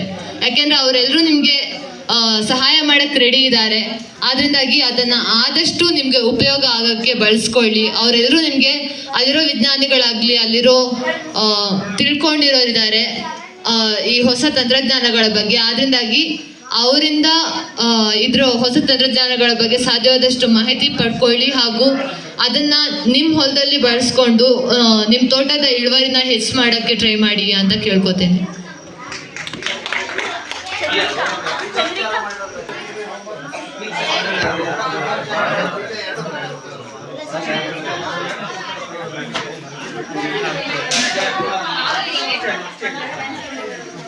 ಕಾಮನಹಳ್ಳಿಯಲ್ಲಿ ಮಾಡ್ತಾ ಇದೀವಿ. ಯಾಕೆಂದ್ರೆ ಇಲ್ಲಿ ಆಲ್ರೆಡಿ ವೆಟರ್ನರಿ ಕ್ಲಿನಿಕ್ ಇದೆ, ಡಾಕ್ಟರ್ಸ್ ಇದ್ದಾರೆ, ಮತ್ತೆ ನೀವು ಆಲ್ರೆಡಿ ಅವ್ರ ಜೊತೆ ಸಂಪರ್ಕದಲ್ಲಿ ಇದ್ದೀರಾ.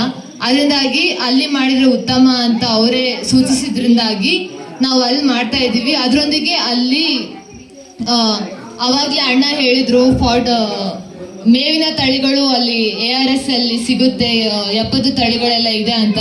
ನಾವು ನಮ್ಮಿಂದ ಆದಷ್ಟು ಅವ್ರ ಜೊತೆ ಸಂಪರ್ಕ ಮಾಡಿಬಿಟ್ಟು ಅಲ್ಲಿರೋ ಮೇವಿನ ತಳಿಗಳನ್ನ ಅಲ್ಲಿ ಡಿಸ್ಪ್ಲೇ ಮಾಡೋ ಪ್ರಯತ್ನ ಪಡ್ತೇವೆ. ಎಷ್ಟಾಗುತ್ತೋ ಗೊತ್ತಿಲ್ಲ, ಬಟ್ ಆದಷ್ಟು ತಳಿಗಳನ್ನ ಅಲ್ಲಿ ತಂದು ಅಲ್ಲಿ ಇಟ್ಬಿಟ್ಟು ಪ್ರದರ್ಶನ ಮಾಡ್ತೇವೆ. ಅದರಿಂದಾಗಿ ಅದು ಇಲ್ಲಿಗೆ ಸಮೀಪದ ಊರಾಗಿರೋದ್ರಿಂದಾಗಿ ನೀವು ಎಲ್ಲ ಅಲ್ಲಿಗೆ ಬಂದು ನಮ್ಮ ಕಾರ್ಯಕ್ರಮವನ್ನು ಯಶಸ್ವಿಗೊಳಿಸಬೇಕು. ಅಲ್ಲಿ ಮೇವಿನ ತಳಿಗಳ ಬಗ್ಗೆ ಎಲ್ಲ ಅವರು ಮಾಹಿತಿಯನ್ನು ನೀಡ್ತಾರೆ. ಅದರಿಂದಾಗಿ ನೀವು ನಮ್ಮ ಕಾರ್ಯಕ್ರಮದಲ್ಲಿ ಬಂದು ಅಲ್ಲಿ ಭಾಗಿಯಾಗಬೇಕು ಅಂತ ಕೇಳಿಕೊಳ್ತಾ ಇದ್ದೇನೆ.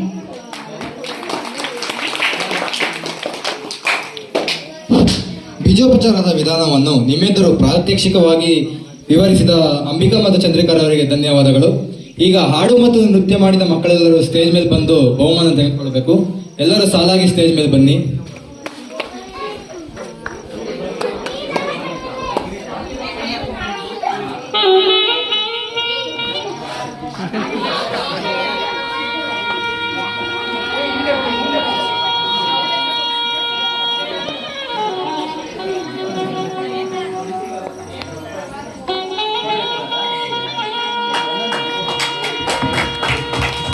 ಸೈಡ್ ಬಾರಲ್ಲ.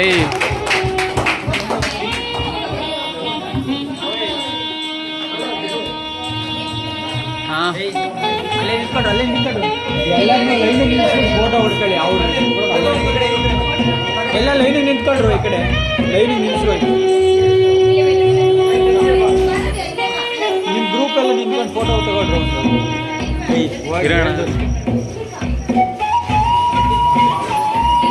ಆ ಮಕ್ಕಳನ್ನ ಮುಂದೆ ನಿಲ್ಲಿಸಿ ಫೋಟೋ ಹೊಡೀರಿ.